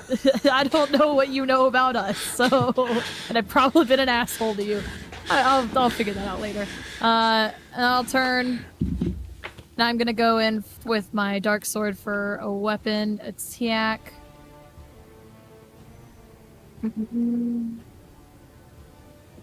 Yes. Okay. Sorry, I was thinking about my strategy. Gonna go in for a dark sword attack. That's a 32 plus a 30. Both of those hit. Mm-hmm. Is that do both those hit? Mm-hmm. Okay, slide. That's 34 points of slashing. Okay. Plus. Wait. Yes. Okay. Plus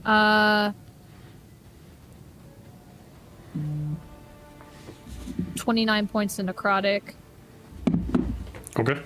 Plus also 17 points of slashing too. I forgot that. With sneak attack. Okay. Does she look hurt? Like She looks you know, very she on hurt. death's Looks like door? she's relying on the energies to keep herself alive. I hate that. So I'm gonna buy us some time. Hopefully, theoretically, the hypothesis is I'm gonna Misty Step as my bonus action back to here, and I'm going to drop my devil form. Okay. Interesting. Okay. Devil form dropped.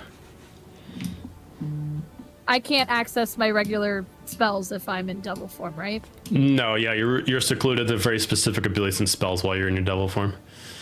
That's what. Okay. Yep. So I will drop my devil form, and wait. And that'll be my turn. Okay. Manan. I'm pissed off that she's all the way fucking over there now. But I see my mom Misty Step, and I go, oh, wait, shit, I can do that too. So I'm going to Misty Step here. And then I'm going to go in and hit her with What the I feel you can swords and do, hope- I can do better. I'm like, oh, wait, yeah. I can do anything I know better that. than you. That's the one little bit of magic I can do. So I'm going to go and hit her with my swords and hope that this is... Oh, no, my dice! Oh, okay, another one. I'll hope that this is a better outcome than... So 22 to hit. Yeah. La la. La la la la. This is the dice rolling song. That is 15 points of slashing. Okay. Gonna roll again. That's cocked. Pick a side. That's a 16. Does that hit? No. Okay, and then offhand attack. That's a crit. It was a 19. Oh shit. Oh, I love having this 18 through 20 because I'll never roll a 20, but I'll roll some 19s all day, basically. All right. Also, sorry, Silic, if this is killing you. I missed that memo. It's fine. It's 12 plus. Jesus Christ. Okay, so that's 12 plus 12 plus 18. It's 42 point. 10 Okay. of that is light. Okay. She's hurting. That's all I got. It's my shortest turn on. Alistair, wasn't followed by Renine. Okay.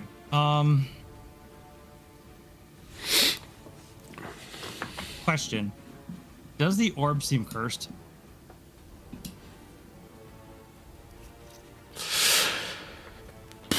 That's actually a Or that it's difficult. cursing her?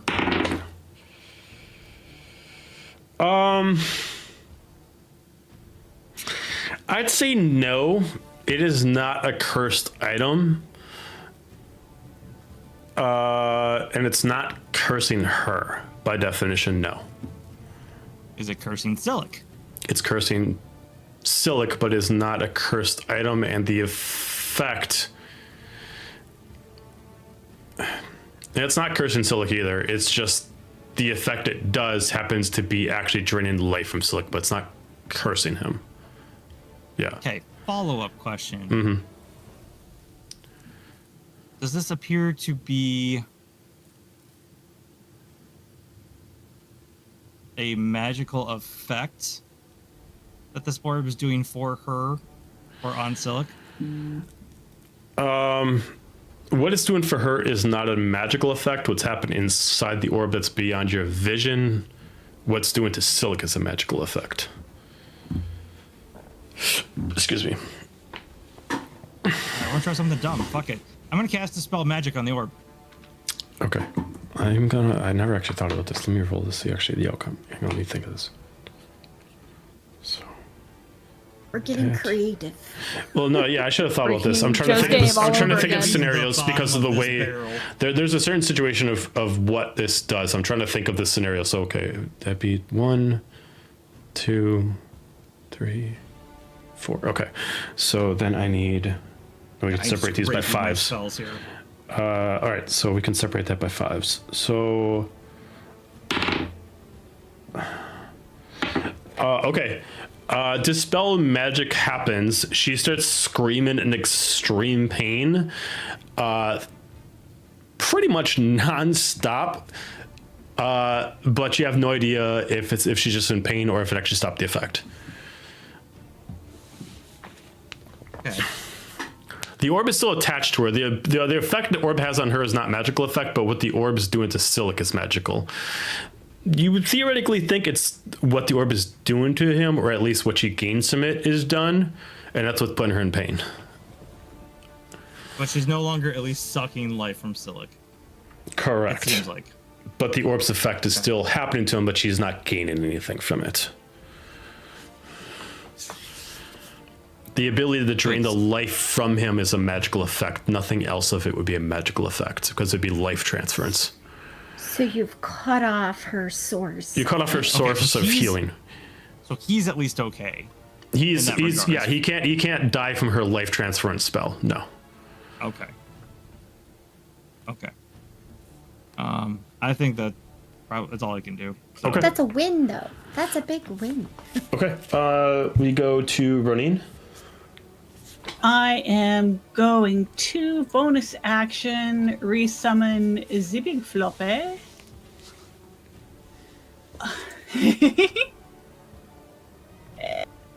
It's down here somewhere. Their characters. There it is. And I'm going to put it here. Yeah, here's good. Okay. Take a swipe at her with that, and that's going to be. Oh, a whopping 17 to hit. I very much doubt. Unfortunately not. Follow that up with a mind sliver. I need an intelligence save from her. Okay. What she got for that? That's not super high. 22. Yeah, that meets. More than meets. That succeeds. Okay. That succeeds. It takes does not take. There's no half damage or anything. Okay. So yeah, I'm not doing anything to her. I am going to, let's see.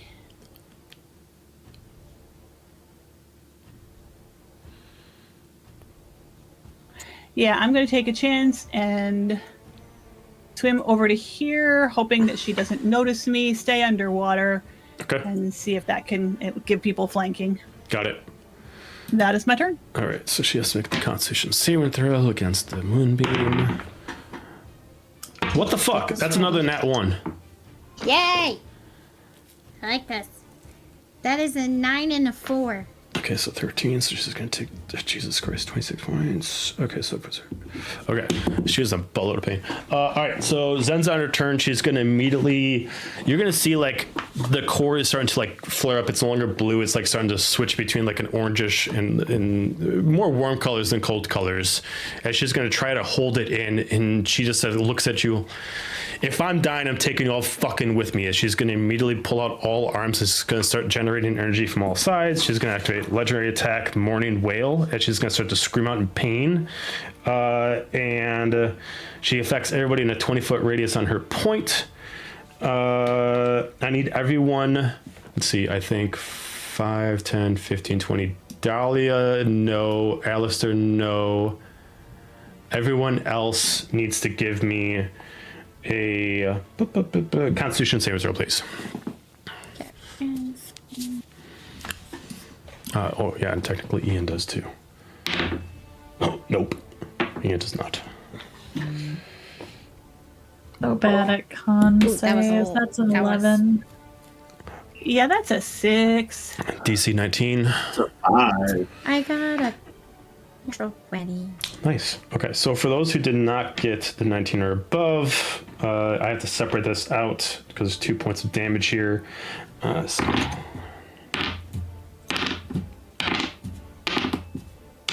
And before I subtract, I realized that I was forgot to say that I had used another charge on the Kingsbearer the last time I attacked her with that, and took and healed for the equivalent of the damage that I gave her. So the first So half is 32 points of thunder damage. Nova for succeed, and you'll take 16. The second half.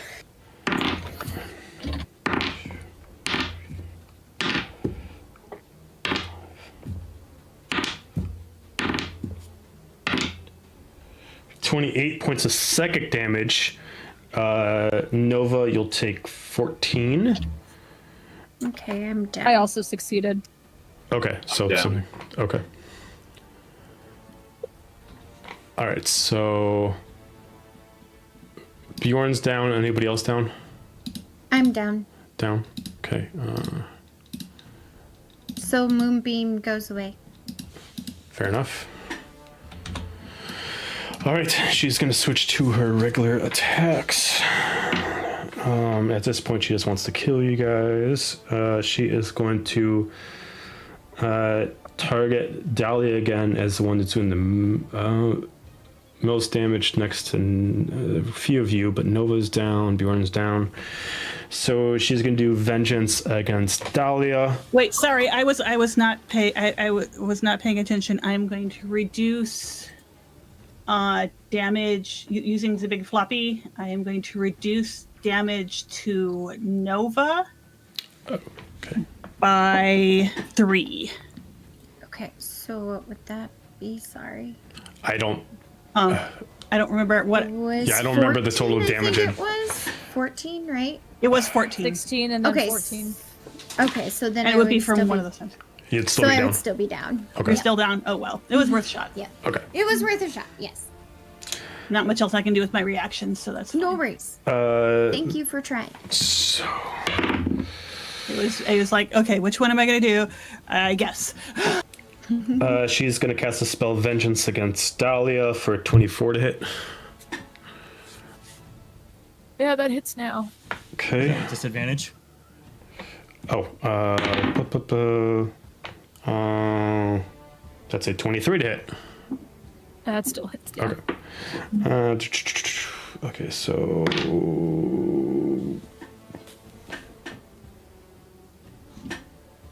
there we go. That's what I was looking for.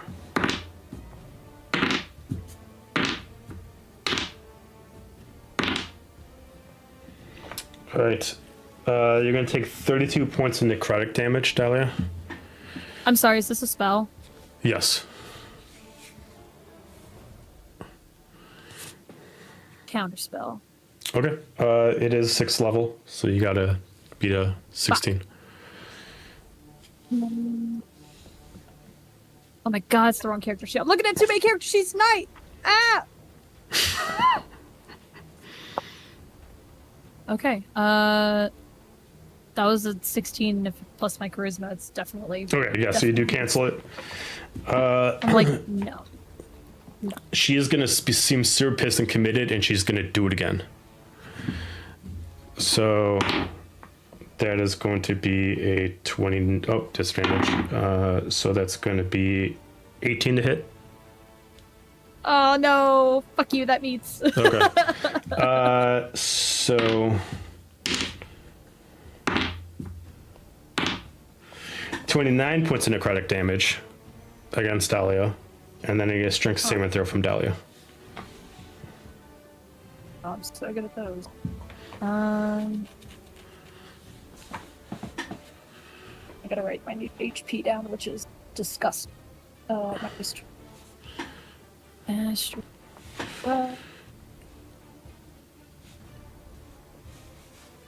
15 plus nothing. 15. Okay.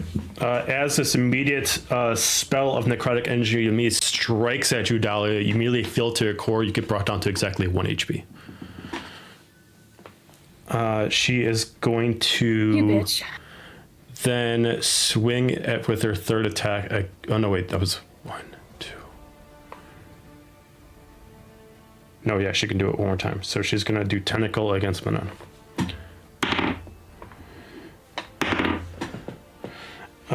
25 to Manon. Yeah. 17 bludgeoning damage. That's exactly what I had. Oh, seriously? Yes.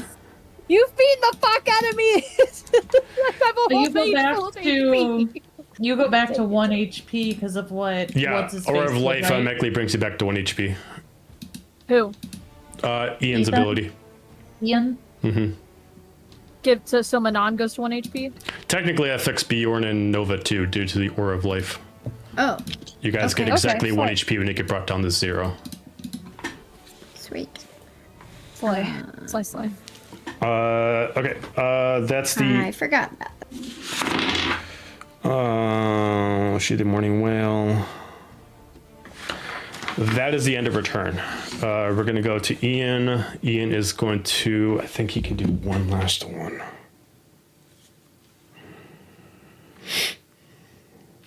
Yes, he can. He's gonna use the last components of his staff. He's gonna do mass cure wounds one last time, and he is gonna target everybody except for Alistair, because he's gonna focus on everybody in that area, and he is gonna do it at 5th level. So that would be.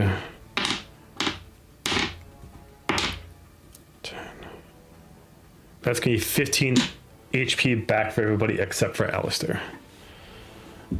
And I think except for me because he does need to see. Oh, that's see, true. right? Yes, he does not see you. Yep.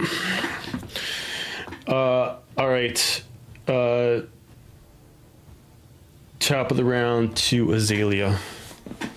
Yeah, I'm gonna fly on over here and take that arrow out that we got. Where were you upstairs. before? In the water, right here. Okay, she will get an attack opportunity on you. Bonus action disengage. Okay. Fly on over. Grab that arrow. Just It's kidding. a one-time only auto crit for whatever bow I want to use. Whenever Okay. targeting a creature holding orb or consumed by it, give twice crit damage. Mm-hmm. And I'm gonna spend a charge and hit her with the chronic wrist bow. And by spending a charge, it's an auto hit because oh wait, weapon has 2 charges. You can spend a charge to manipulate time, or either forcing our target to miss you instead of hitting a target you missed. Okay, so I'm gonna hit her. Okay. Rolled hit. Oh. It's an auto crit, right? The arrow is? The Yeah. arrow gives her double if she crits, I believe. Does it say it auto It crits? It says it's Auto crit for whatever bow. Okay, so you whenever don't have to roll to targeting- hit, then you just automatically hit for Oh. crit, and then you just it's instead of double it damage, you gives- do four times the amount of damage. Oh, so the base damage is 29. Did you add your sneak attack? I sure did. You want to start adding all that damage together? Roll all those beautiful things. So I'm gonna have to do the math. 9 piercing, 5 force, 14. 5 psychic, 10 sneak, and that is doubled.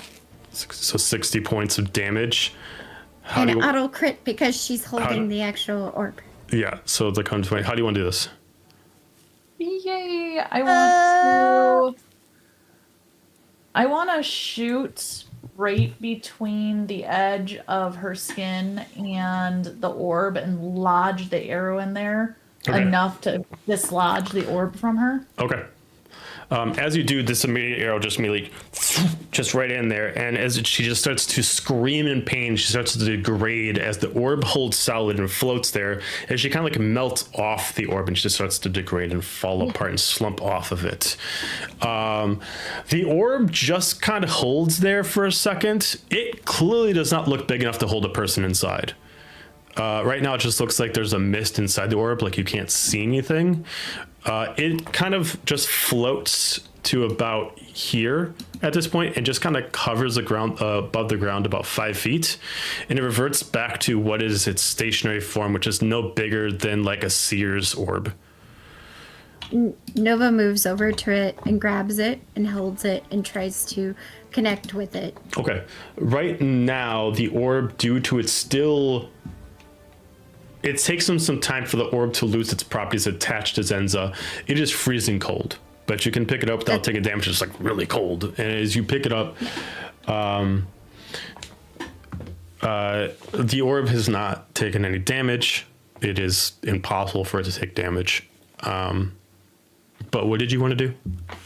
I wanted to connect to it and like try to make it, because of like my lineage or something, try to see if I could command it to release Silic.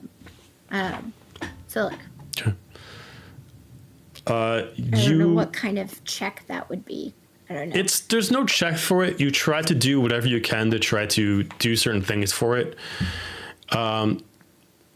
As you try to go to like different words, whether you use Elvish tongue or the tongue of your tribe, it seems like the orb is trying to receive commands, but there's still a command that it's holding that until that command is dismissed, it's still doing it.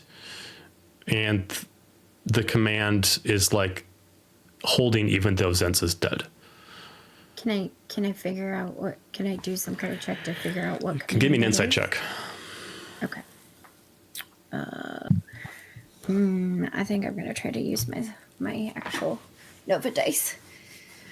Also, I will also imply as she's Inspiration, Amber. as Ooh, she's what's that? D6. Added 4 d6. Okay. And a D6 for your check. While she's doing this, any of you that's looking around, you do see that the last Silic echo disappears, and very slowly but surely, Nyx is starting to break out of her stone gaze. Okay. Did Senza's body completely disappear? Sorry. Yeah. Okay. Damn it. I wanted her out. With my Nova dice, woo woo, yay for Nova dice. Nova dice on the die, it's 17, so plus 9 plus another 3. Okay. The command is more than just one word, and it doesn't seem necessary. Like Alistair assumed or found out, the spell that was attuning the life transference has already been gone. Whatever command has been, the command that's been given to the orb is being held in place. You can't figure out exactly the command to disengage it, but you can figure out the command that's currently under. And the sort of several words are to detain, restrict, and compel. Can I pull out, while I'm holding it, can I pull out the grimoire that I picked up from the one, what's the name of it? That's it. Sorry. Trying to find it. So, I don't know how to say her name. It was her grimoire, the one that was Zenza's the one original elfin yeah. form. Mm-hmm. And see if there's anything in there that would help Yeah, 'Cause go ahead seems and like give she me was a go ahead and give guardian. me intelligence check to or investigation check, either one, to go through the book and try to find the right thing that would make you understand this and maybe give you an answer of what you can do with it. You said intelligence or Investigation. Okay. All right, that is a 19 plus 3. Okay. You find a couple of pages investigation. about commands for the orb. It is kind of started off with some dialogue that the orb should never be controlled. It can only be what is considered, quote, manipulated, but never controlled. If a command's given to the orb, the person who gave the command is the only one that can remove the command under normal circumstances. The ability of the orb begins and ends with the user's imagination, and the orb itself has a pocket dimension small, but it still exists inside, able to hold at the top 5 bodies inside without having any restrictions. If by any chance the original command giver is unable to remove the commands, someone who has a higher status for the orb can remove the commands. Okay, so while I'm doing this, I'm gonna be like, you're gonna see her, like, it's gonna be really weird looking because she's gonna be sitting on the ground. She's gonna cross legs. She's got the orb in one hand. She's got the grimoire sitting in her lap. She pulls out her book and she starts frantically writing in it and explaining what is going on. And so all of her tattoos start to glow and explain what is going on. And she's asking if she needs to bring if she can release Silic if we bring it home to her tribe. Nobody's saying any of this out loud. I am not saying anything out loud. But I'm writing it down, and you can see, like, I think few of you have seen me connect to what my book does, so you would know that I'm connecting with my tribe at the same time while I'm still in this weird dimension with the thing I literally look like this. I have an orb in one hand, 2 books, yeah, and writing. And then you realize that she can write with both hands. But yeah. I think while all this is going on, Dahlia would probably have shuffled her way over between everybody. Coming through. Be looking. Look out. I mean, yeah. With concern for her brother in an orb, is there any check or anything she can do to try to discern what the fuck's going on? It depends on what you want to do. You can either give me an insight check on the orb to see if there's anything you can figure out on your own, or an arcana check. I'll let either. Or if you want to try to spy on Nova while she's writing a book to see if you can figure out anything, you can give me you could give me a perception check on the book, whether it's the notes she's writing down or the grimoire itself. I'm kind of cocky, so I'm gonna try to figure this out on my own first. That is a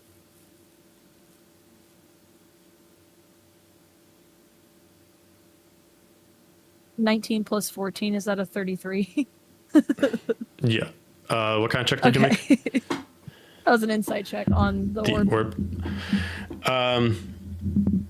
The orb itself, while it was attached to Zenza, made sense to fit Silk inside. But even as you saw Silk inside, it wasn't like just him floating in a glass bubble.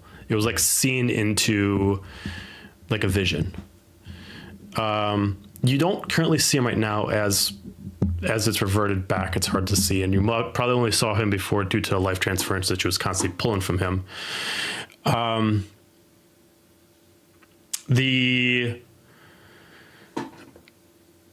You don't understand what Nova's necessarily doing as far as this, but it definitely looks like an item where the exit gate is closed, but how should I put this? It's very easy to enter. It's very hard to leave.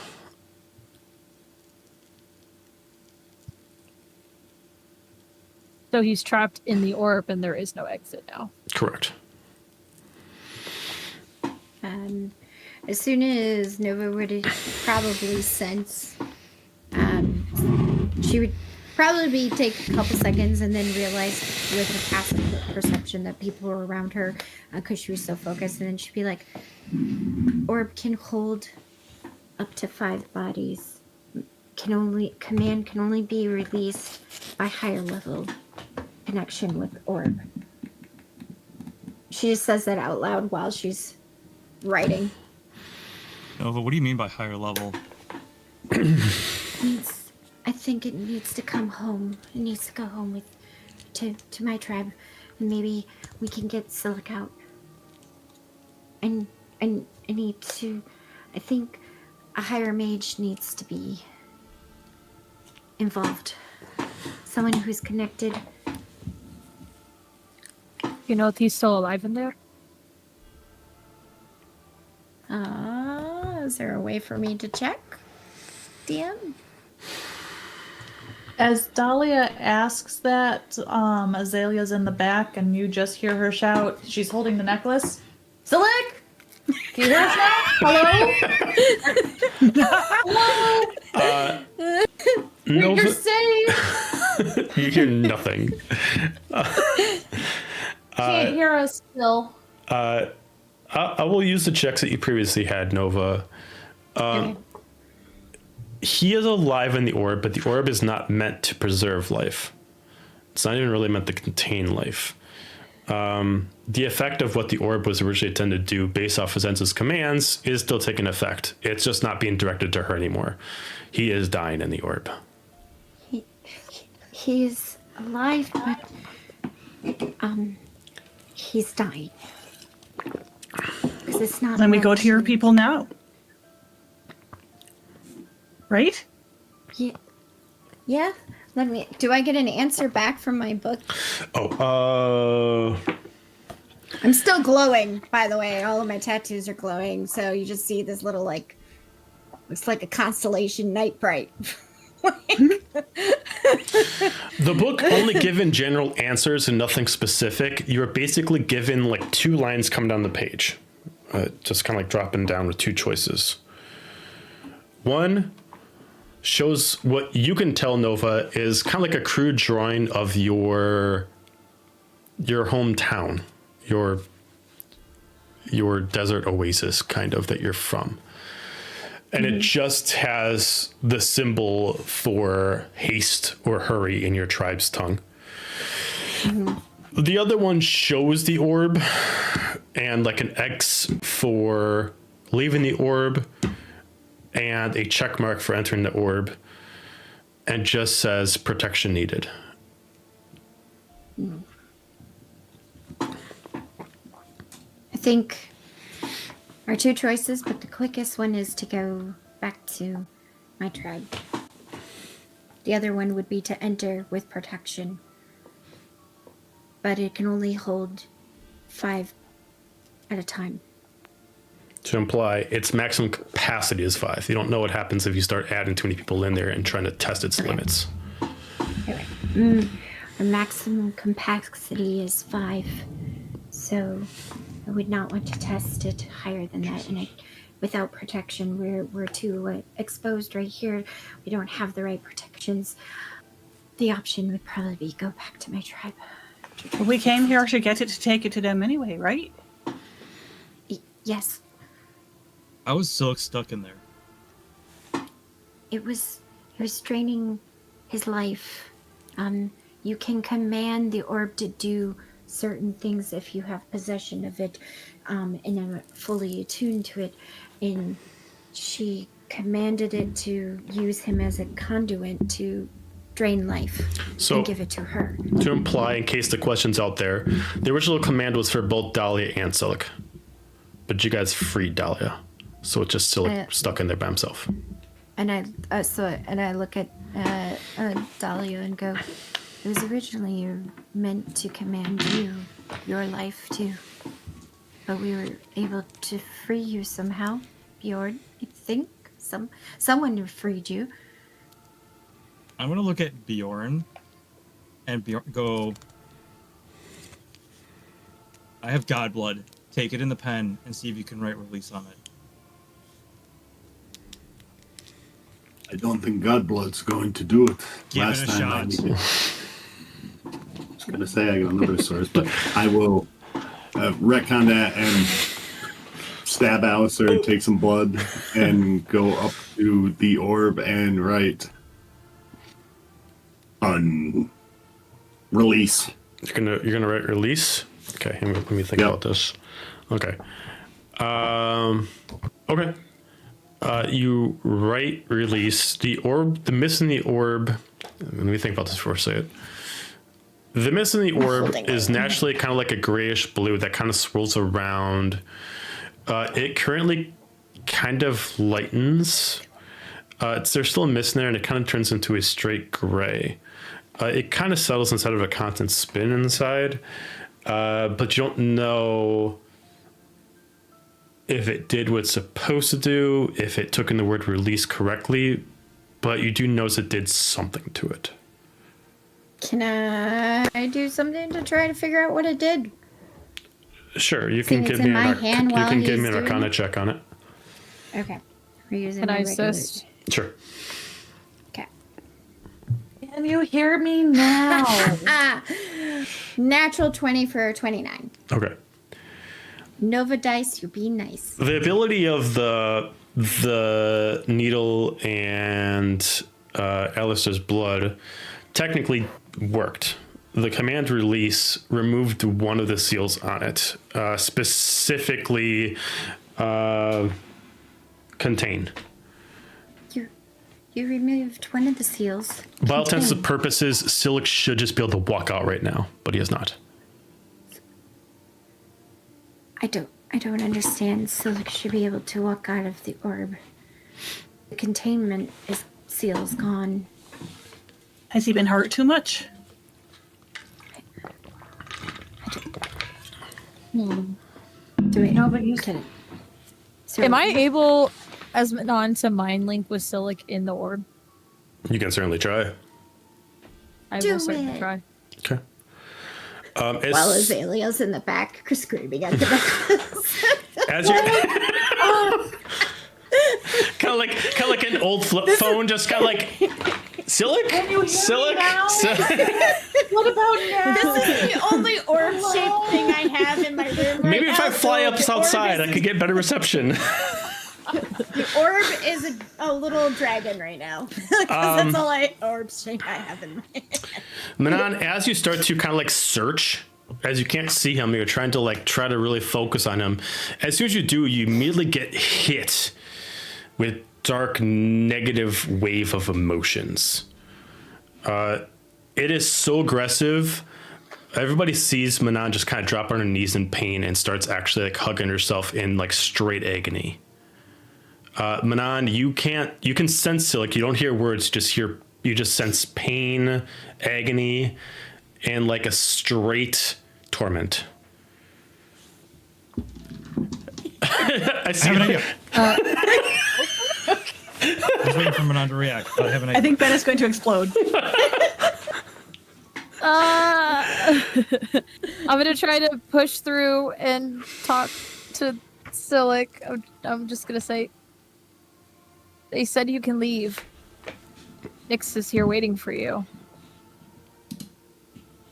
Okay. Just come join As us. soon as you say the word Nyx, you see what assumably he's seeing right now. It's odd. I don't know if you were ever told about this story, but you just see like this corrupted city. You see your mother kill Nyx, and he's reliving this constantly right now as you say the word Nyx. Is Nyx up or down? She's currently unconscious. She just broke out of the effect of the petrifications. I want to So wake her up. Nyx, Yeah, come get your man. I'm gonna fly over there and cast Cure Wounds on her and try to get her awake. okay, she starts to wake up, and she's just immediately. As The she's fuck? waking up, I'm like, Nova, bring it over here. Okay, coming. And I just grab everything that I have in the orb and I come over there. As she's coming over, I'm gonna look at Nyx and be like, look, you were mind controlled. You were turned to stone. Back now. Your husband is inside this orb. you need to talk to him and tell him you're here. I gotta Put your actually hand see on if it she if you knows can. about the orb. Hang on a second.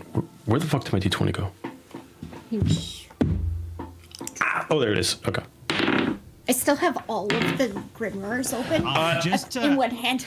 to help her, I'll be like, we were able to get Dahlia. We can get Silik too. She immediately looks. She kind of has a tear in her eyes for the thing, but she doesn't take anything into account, as you assume that she knows how the orb works. She merely just grabs the orb without taking it from Nova. Merely, if Nova, you're holding it from side to side, she puts her hands up and down, and then she just closes her eyes, and all of a sudden you just see her disappear.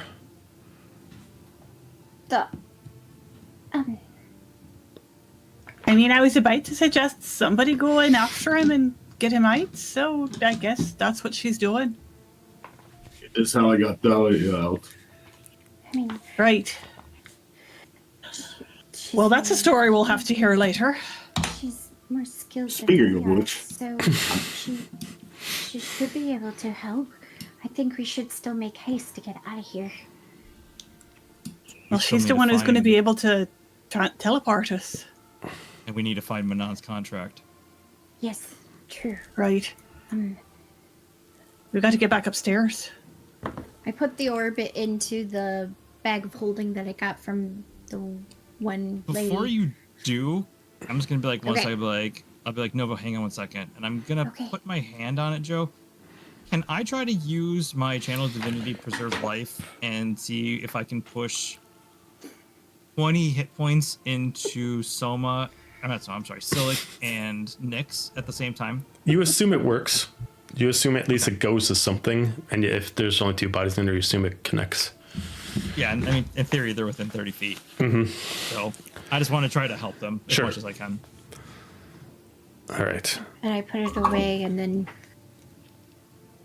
gather both of the grimoires, mine and the other one, and Okay. say, we gotta try to get out of here. How much rope we got? Yeah, right? I mean, I'm assuming like everybody, maybe one person who might have used it before, all has 50 feet, but If we tie it together, I can fly up and tie it to something. okay. Well, I could fly. Oh wait, guys, I have Dimension Door. That's Dahlia. Let's go. I was wondering if you were going to remember this or not. I'm just like, I mean, it's kind of on brand that Dahlia just forgets about all her really important abilities, but yeah. Yeah. I just see us getting rope out, and Dahlia's like, "Oh, no, hold on, I got this," and she'll just like, shoo, like there's a door there. Okay, let's go. I'm assuming you make like She's- the most sophisticated dimension door possible. Like it's It's the most fucking ornate door. Like it's bougie. There's like diamonds. It looks like a door straight into the Shadowfell Castle. Purple and black. I'm Gold sure encrusted Manon's doorknob. just rolling her eyes. all right. I'm gonna heal Boop on the way too. Boop, boop, boop. I'll help I mean, with sense. that. Dimension door is just, unless you've got a special one, it's just teleport and you can carry one creature with you. Technically, yes. But I've always kind of allowed Dimension Door to kind of take more people if you want to. I've allowed Dimension Door to kind of Sweet. bend rules. I shan't argue.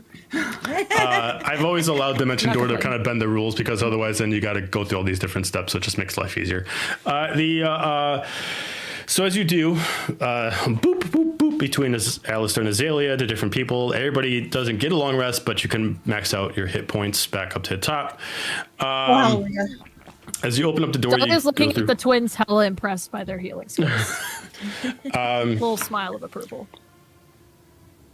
Now, question, there's still the contract. Are you guys immediately we're trying- going to where Nova needs to go, or are you guys going to trying top to to go find to the the contract. contract? Gotta find the contract and Okay, then so you guys I go gotta to find the top. contract. Okay, so you immediately Yeah. disappear Okay, back right. up into your facility. too many things. But I hasn't piped up about that because I was doubled over in Silic World when y'all were talking about that, so I kind of missed that. I'm gonna say canonically, I And missed I that kind conversation. of forgot about it, so you can glare at me. Oh, we just said contract. We talked about it a second. So investigation from everybody as you guys reappear back into her facility where the floor dropped, and see what you can find. Yeah, 15. 14. That would be an 18. 14. Manon got a natural 20 on that one. Baby, let's go. She's And motivated. Dahlia, like, not She's motivated. Manon is motivated, and the dice agree. very fucking motivated. Okay. Dahlia got a 15, so that's not important. Put her in the background for now. She's emotional support mom right now. Okay. The first off, the obvious thing is the contract. It's not really even hidden. There is just a shelf pretty close to where you fought her originally that kind of had some really intricate items. You do see a total of 3 scrolls. One of them is a little bit thicker than the rest, which is the contract specifically for Manon. It even has the devil's seal on it of who you're supposed to bring this back to. There's 2 other scrolls there. You're not able to discern what they are until you actually look at them. For the natural 20 and any really high rolls, you're able to find 2 other things of importance in here. One specifically looks like a staff. The staff is actually hanging up like almost ornamental on its side. It is not locked in position. It can be easily grabbed. And the staff itself actually is almost like the durability of a quarterstaff. It actually looks like it could actually be used as a weapon itself. But it does have what looks like a specific kind of like a tiefling skull head on top. And then a gem to replace the 2 eyes and a gem to replace kind of like the mouth area specifically. So it holds 3 different gems. Unless right now you don't know what it does, but right now it looks like it holds 3 different items inside. The last thing that you find specifically is... where is it?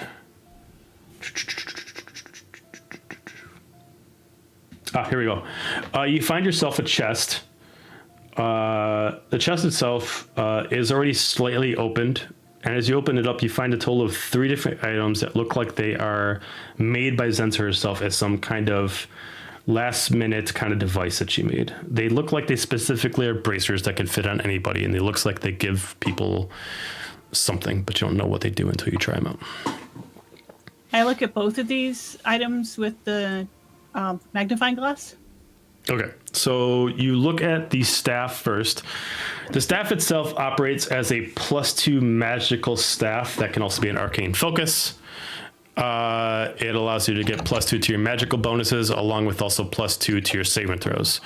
This staff itself has a different ability per gem. One gem is a sapphire, which allows you to get +3 damage to all cold spells. Another one is the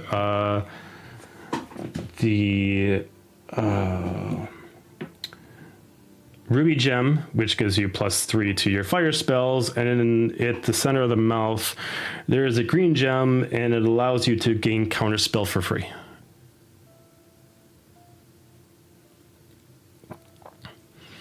What about the brace? The bracers themselves, 3 in total, actually augment your whoever wears them, which a person can only wear 1 at a time. They cannot have 1 per hand. Has to be used with the weapon that's intended for. So if you wield the weapon in the right hand, then it can only go on your right arm. The items themselves implement different effects to your critical hit bonuses. Basically saying if you decide to crit, you actually can activate a certain ability that exceeds the critical hit bonus. Depending on which one, depends on which one it does. One specifically allows you to attack multiple times. The other one allows you to teleport. And the last one allows you to strike with extreme speed.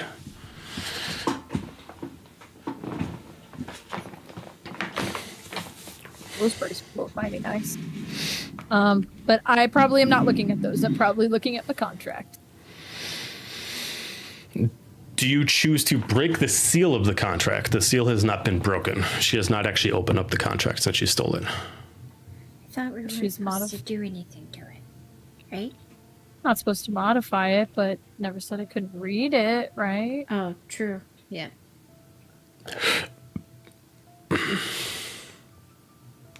Would this be a sin if I opened it to read it? Simply to read it?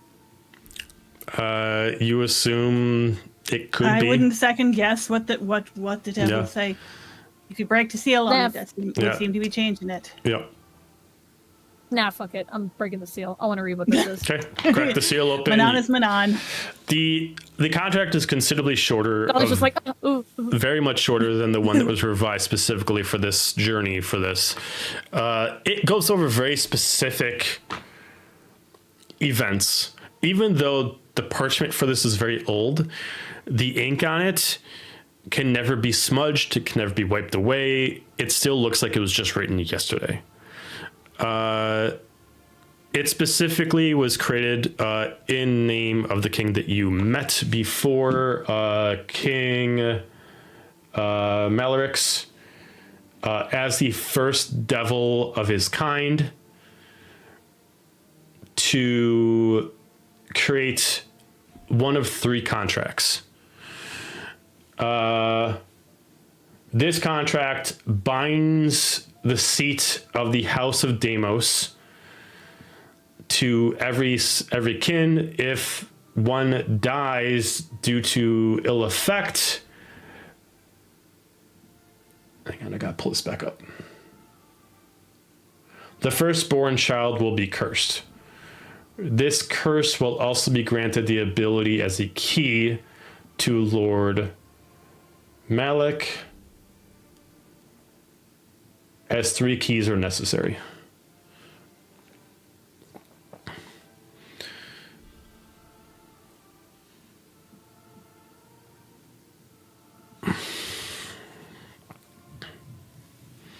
Okay.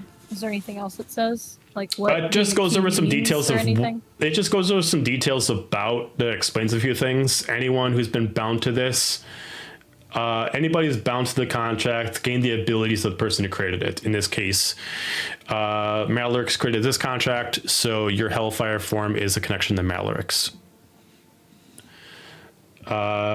There are 2 of its. There's 2 matching ones.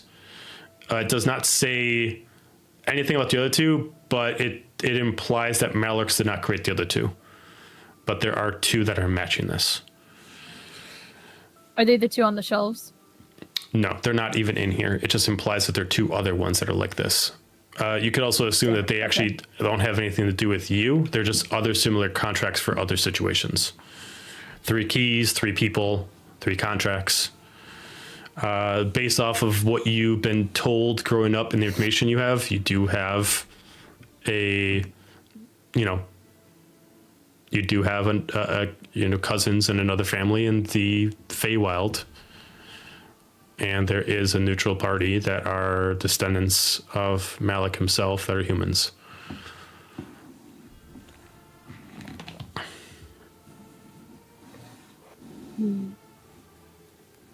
If I'm Dahlia peeking over the shoulder at this contract, do I know if it's possible for me to just yeet this shit up in flames because I have some power over jurisdiction over contracts? I never thought about that. Loopholes. I would say Dahlia has done more. I'd say Dahlia has the ability to destroy the bindings of a contract by destroying the contract itself. Dahlia has that ability. She does have the ability to destroy contracts? She does have the ability to destroy the binding of a contract by also destroying the contract.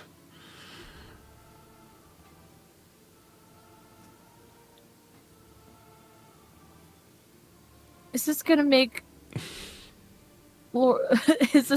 Overlord Joe punish my character even more? I mean, we still have to get out of the hell, realm somehow. I mean, no matter what my opinion is, D&D, there's always ramifications for anything. So yes, I am giving you the ability as Dahlia to say nope, and you can just say fuck it, and you can destroy any binding it has to Manon.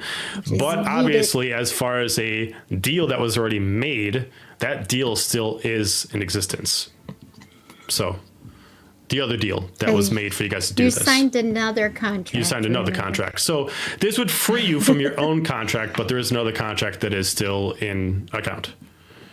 I mean, technically, the people that made the contract are not the ones destroying it. You know, it's out of our power that this random lady came in.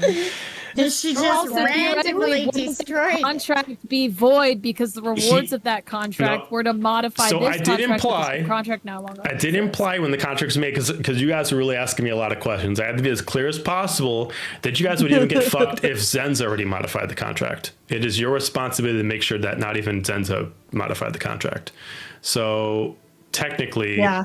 if it's out of your Really hands, you are still modifying it being or blamed. moving it. Yeah. So the question is, if Dahlia does this, does she do it before we can stop her? Right. I guess. Okay, so Alistair's gonna see Manon reading that and be like, "Is that the contract?" She's still looking at it. It's like, yeah. What does it say? She folds it back up. It was made by King Malarix. There's 3 of them. He binds the seat of House Deimos. So, first one is cursed and kind of key to Lord Malik, I guess. Does that mean you're cursed? Yeah. I Think cast so. remove curse on her.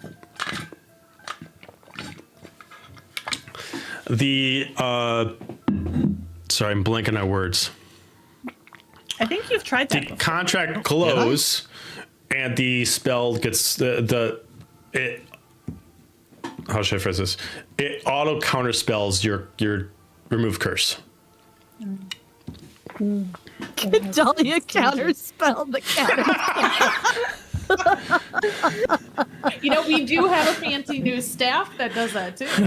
It looks like no matter what, the abilities of the contract even exceed the abilities of Dahlia. That being said, Dahlia is not sitting on her throne. Dahlia is disconnected from her power. So right now, the contract Touché. oversees the current spells that you guys have.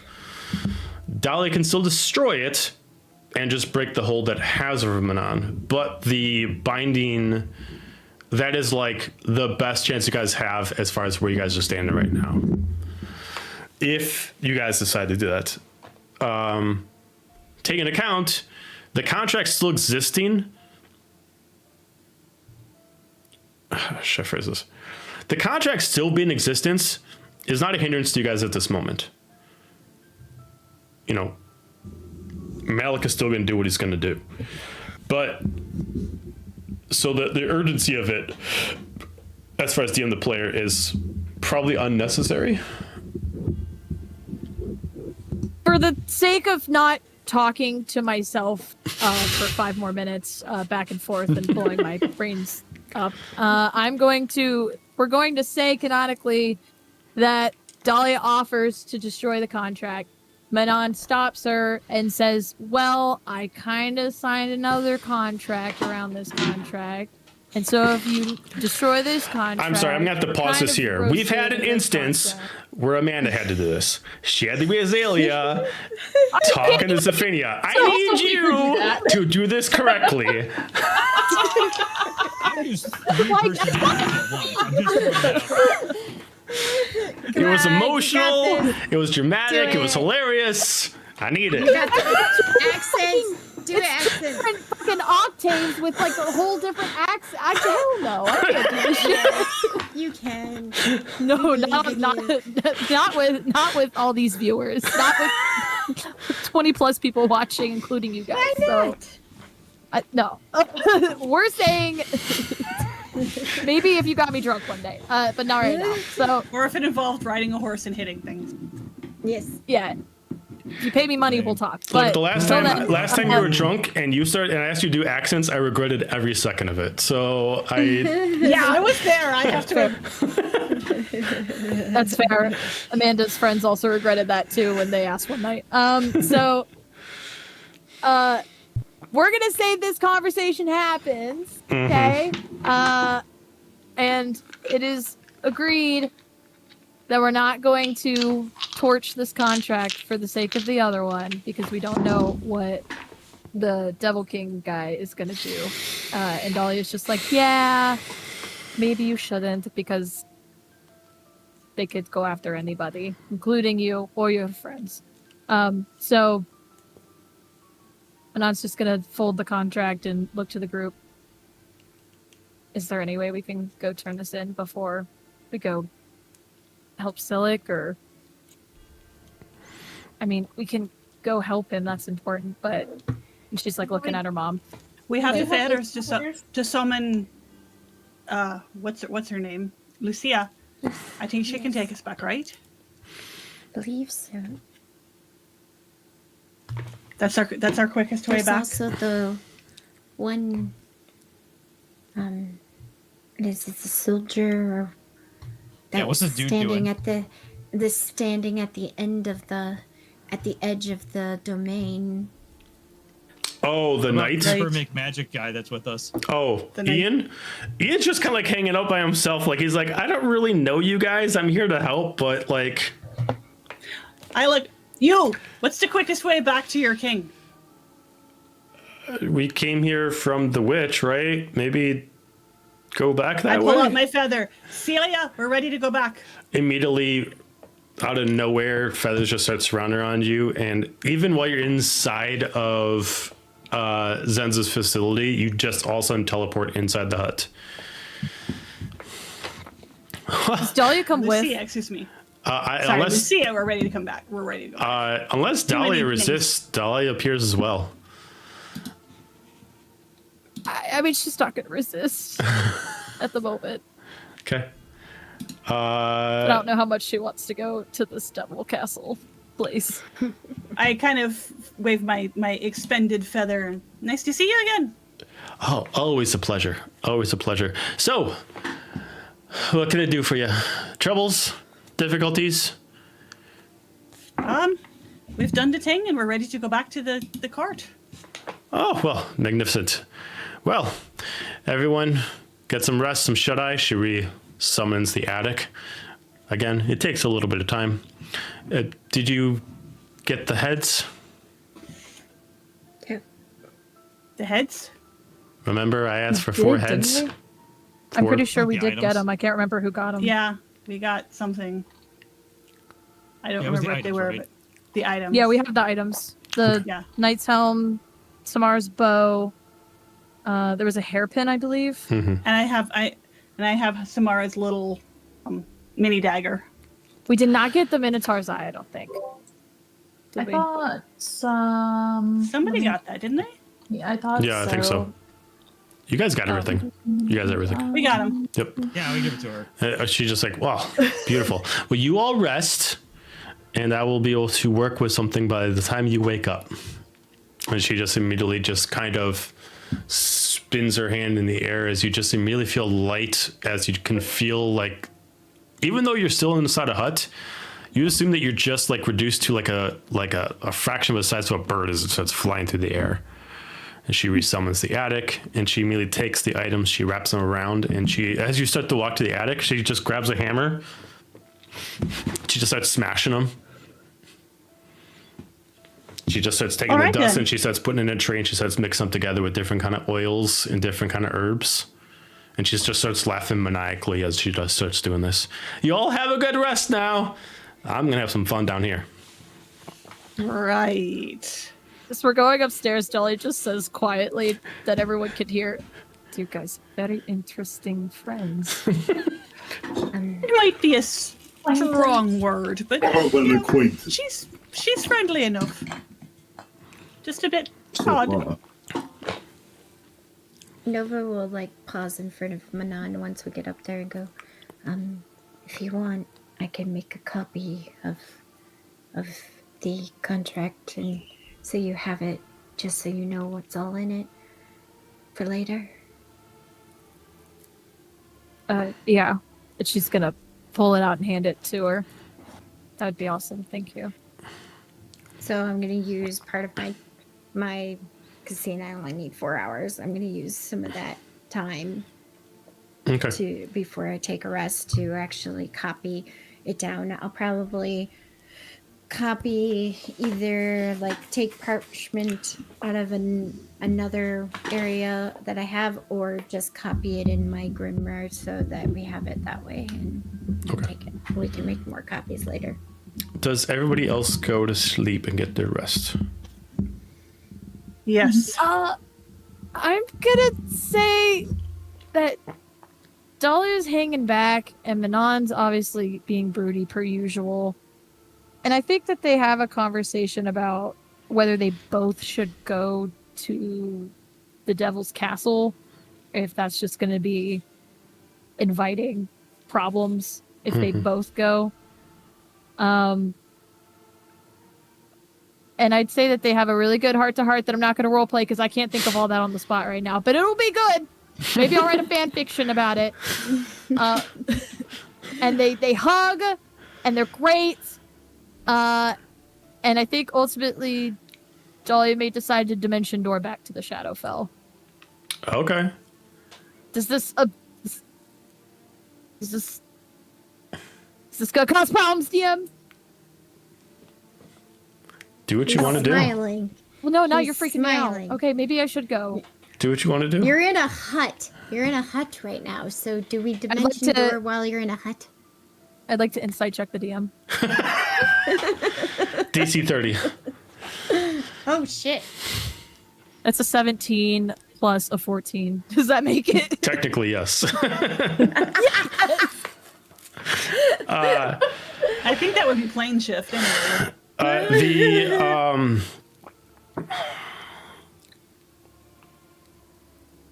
Dahlia leaving and heading back to the Shadowfell is not a problem.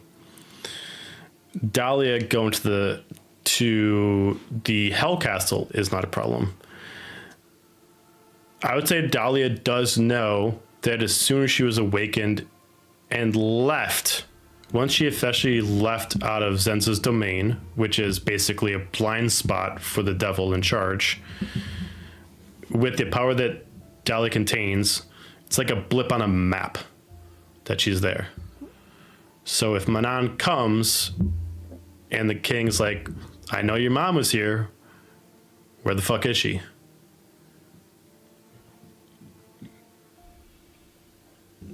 None of your business.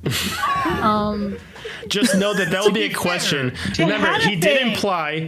imply he is a master of his own world. He knows where everything is except for Zenza's domain. So when Zenza had Silik and Dahlia there, they were blind to his vision.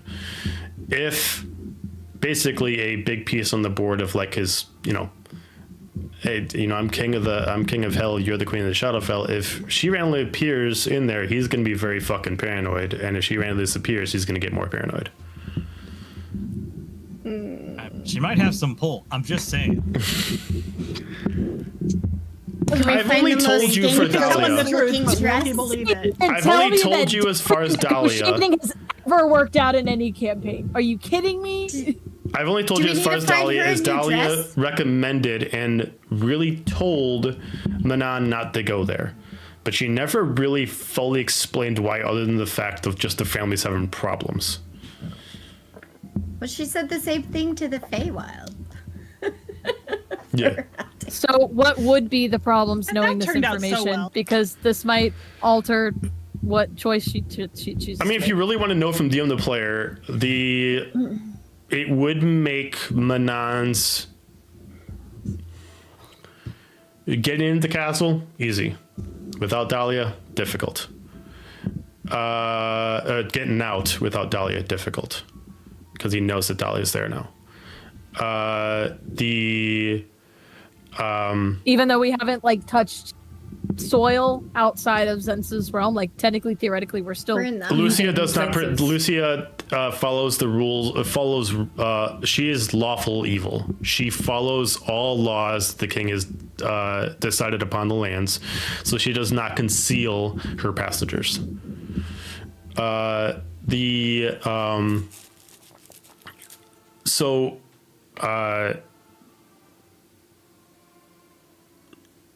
being said, it does not fuck with my story depending on what you do. I'm just giving you the ins and outs. It doesn't even mess my story if Dahlia ends up going to the area that Nova's from. I have different variants that works. So you can do whatever you want. Just know that as far as hell right now, the king knows that Dahlia's there. What would be the royal thing you would do if you were coming to another person's court? I guess.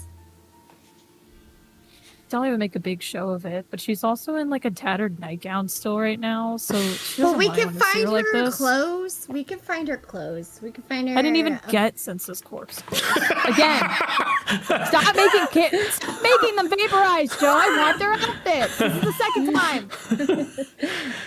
We can find her a Look, cute outfit. Dahlia got Cacopio's outfit. It doesn't really get much more extravagant than that. I'm So gonna make a replica of the outfit. I didn't get the outfit. We talked about this. Was an actual conversation. It was a replica, yeah. Because remember, it burned up. It burned up into space. All right, so oh my gosh, this has me sweating, like literally. So I don't, as a player, I don't want Dahlia to be there that much, because it's Kip. then have Dahlia leave. Yes. And to that, like, I don't want to juggle those two characters because they're so obnoxiously different, but the same. But at the same time, I'm also like, what would Dahlia do? I guess I'll also say, because you did roll against me and I'm just kind of humoring this. He said you can have the orb, but he doesn't understand the quality, what the orb can do. So the orb is currently containing 2 people that you love and cherish. You don't gotta know that. He doesn't have to know it, but he will find out.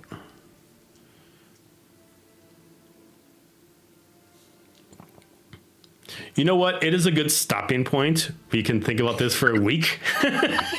I need to. I'm not even gonna lie, you guys.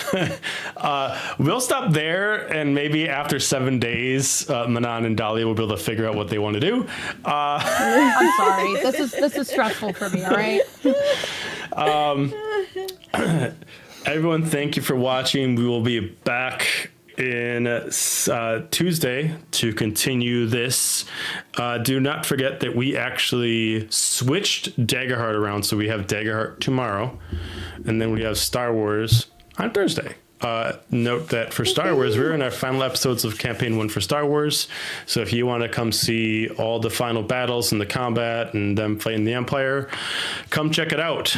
That being said, everyone have a fantastic night. We will see you tomorrow. Good night. Bye, Internet.